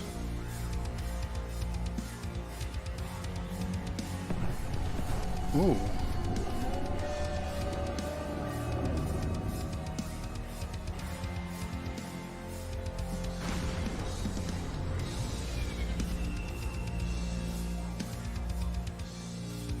Some kind of a flight game? Huh. Haunted Space. Wishlist on Steam.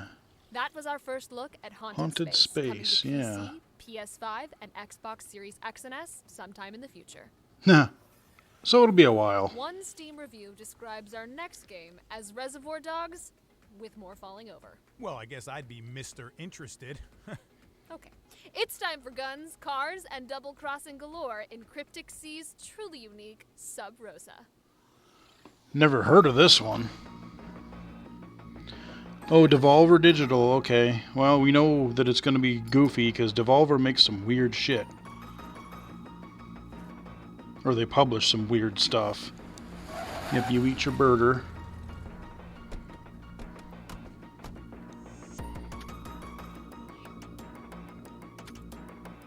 Okay, yeah, bunch of dudes. So, yeah, big old floppy disk. Nice.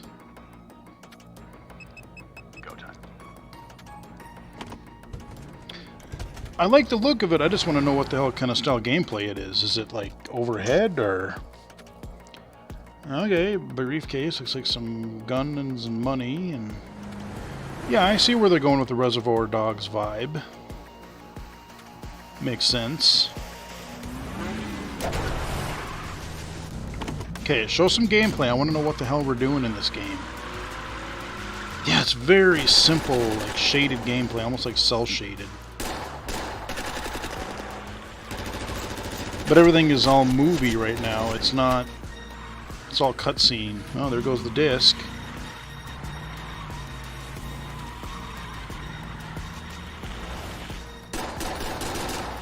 Overhead, third person, what? Isometric. I mean, it looks cool, but I I want to know at least vaguely what style the gameplay is.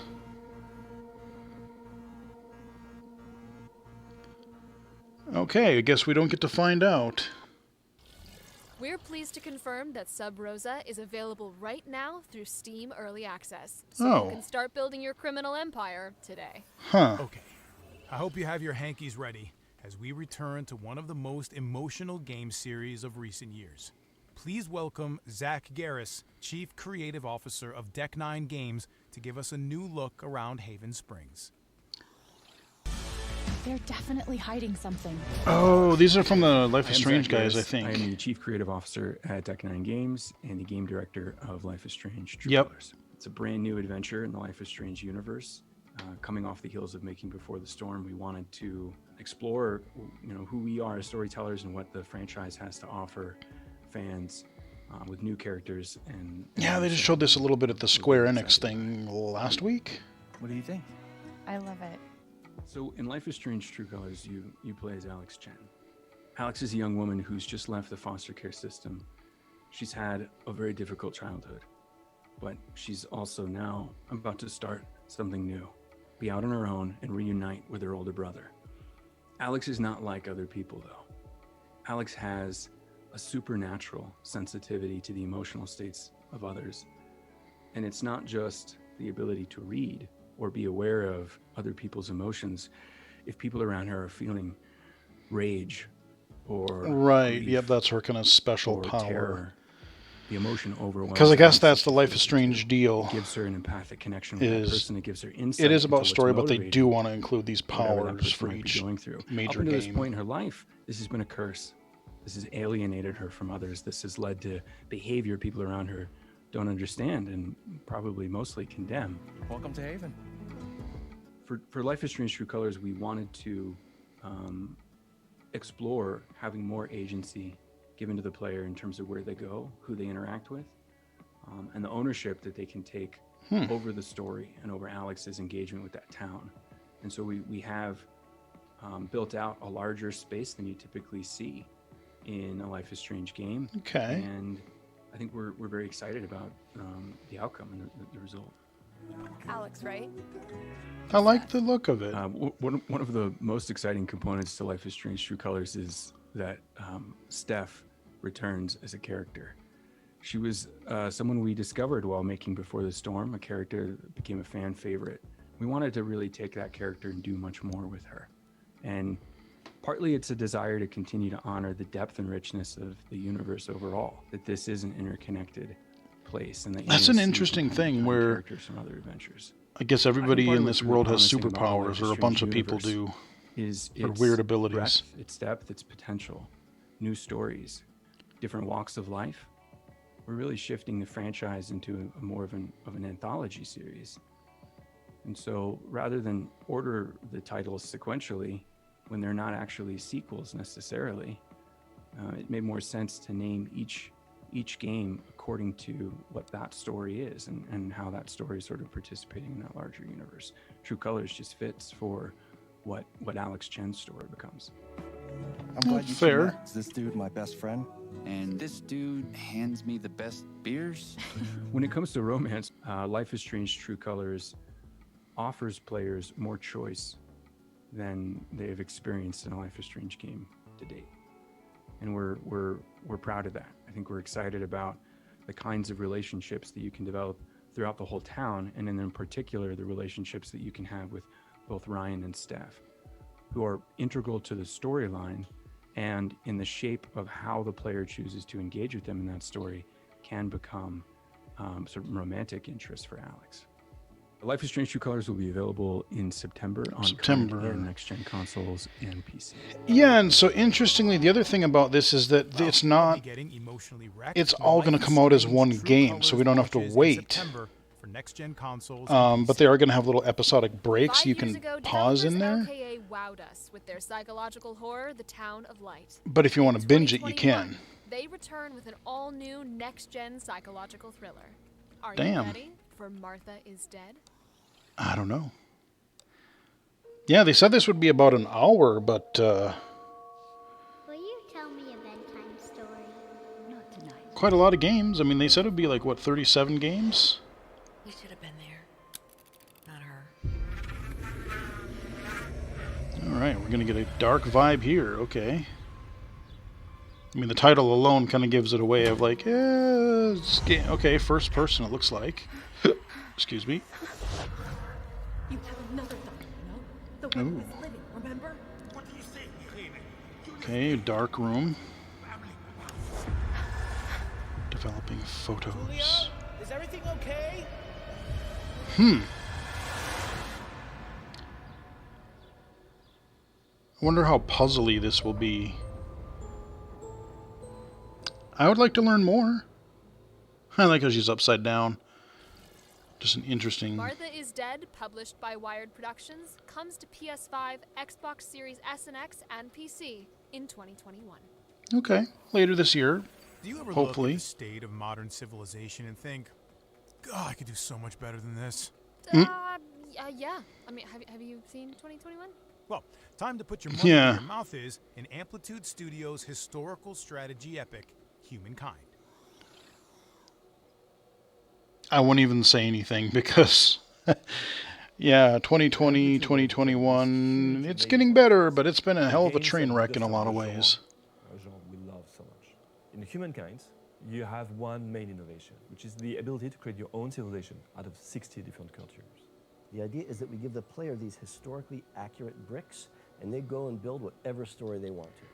In history, we always had a group of people close to each other. With Diplomacy, we want to give you all these tools to be able to interact with these empires, to create a bond and a link, to create these alliances, or have to go to war with them.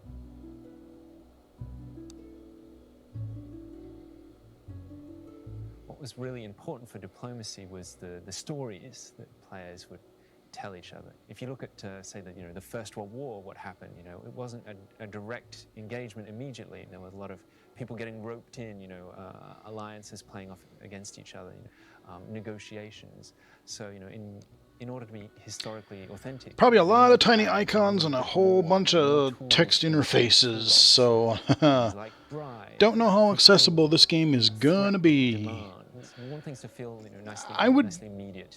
We don't want to have sort of a round-robin vote of everyone. I would maybe be open to playing more games like this or Civ, but Civilization, but nicely quick, immediate. It's just way too visually taxing for me. Use resources in order to build units, to build infrastructures, and to boost its economy. You can acquire these resources either aggressively, by claiming territory and exploiting them yourself, or you can buy them from another civilization. When a civilization's choices create a situation that is deemed offensive or otherwise unacceptable by another, a grievance is generated. Transferring control of a border territory, paying a sum of money, Then you go to changing a war. law or religion, joining a war, and so on. If the demand is refused, it can be used to justify declaring a war or breaking an alliance. Once two civilizations have declared war, they'll need to think about their population's support for this war, or morale. This is a value that Yeah, I mean, just looking at this interface, you can also not going to be one of those I think that's going to be easy for me to play whatsoever. Empire's choices with regards to Unless they did a really, really good job of pulling like an Age of Empires thing with a bunch of text-to-speech. Ideology. So That'd be my only prayer. Ideology that will be defined. Based on this proximity, it will be more or less difficult to go to war or to sign peace treaties. So, for instance, two civilizations that are very close will have trouble maintaining a war, but it would be a lot easier to sign treaties because the populations feel a certain sort of brotherhood.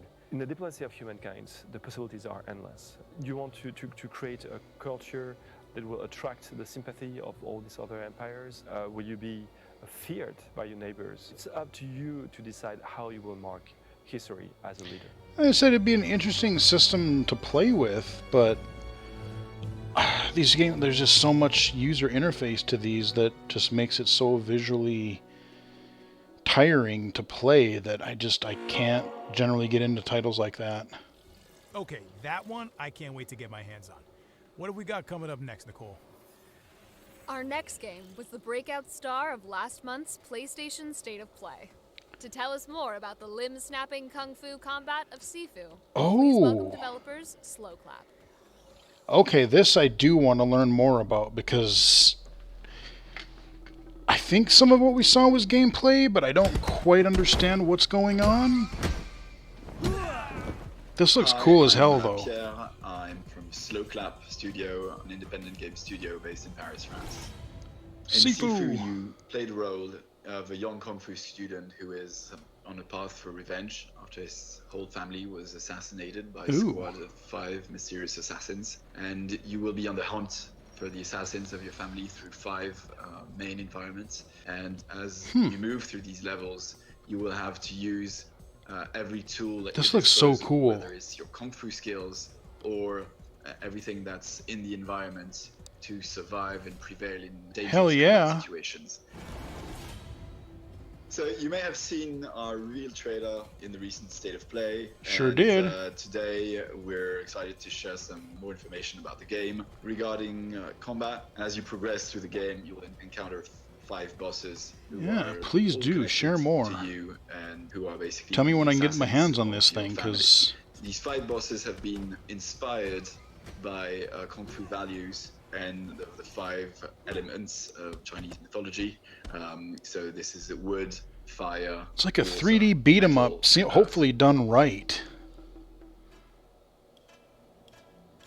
As you saw in the trailer, when your character dies, he revives instantly where they fell, and when your character revives, your character will age every time. Kung Fu is means literally mastery through practice, and this is really an important theme of the game because we want players to feel like they've learned Kung Fu as they've played the game and like actually gain this mastery. Sifu is meant to be a challenging game, for sure. There is a limit to how much you can age, of course. Yeah, that's what I figured, we'll be discussing more about what exactly happens kick him out the window. that game over in the coming weeks and months prior to Looks like there's a lot of Sifu will be environmental released stuff going in on. 2021 on PlayStation 5, PlayStation 4, and on the Epic Game Store. Okay. Okay, well, we say 2021. Don't know when, but I'm probably guessing fall. Everyone will be Kung Fu fighting. If it doesn't get delayed, but PC, PlayStation 4, and PlayStation 5 later in 2021. I'm genuinely interested in that. That brings our spring showcase Okay. to an end. I want to see a huge thank Okay. you. Whoa, Nicole. No, we got one more. Look, we can't end it there. In true Resident Evil fashion, there's always got to be one final boss form to fight. You're right. Okay. Resident Yeah, I can find one Village. more surprise. Roll the tape. Yep, what are we going to get? I knew we had to end on something big. Oh, Kina. Is that what we're going to be looking at? I know you are coming. Ember Labs. Or Ember Lab. You sense the power that flows through this land. Huh. Okay. You do not fully understand. This is that PS5 game. Looks sort of Zelda-esque or Beyond Good and Evil-like. I remember seeing this not long ago. Yeah. I do want to know more about this. You have no power here.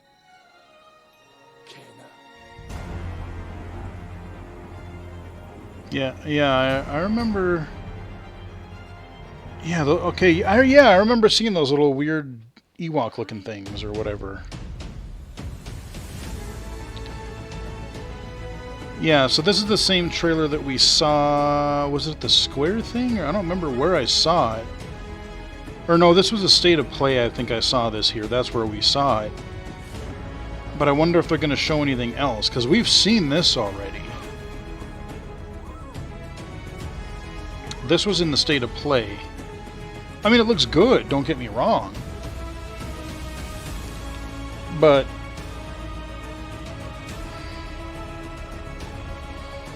yeah, as far as I know, this all looks very familiar.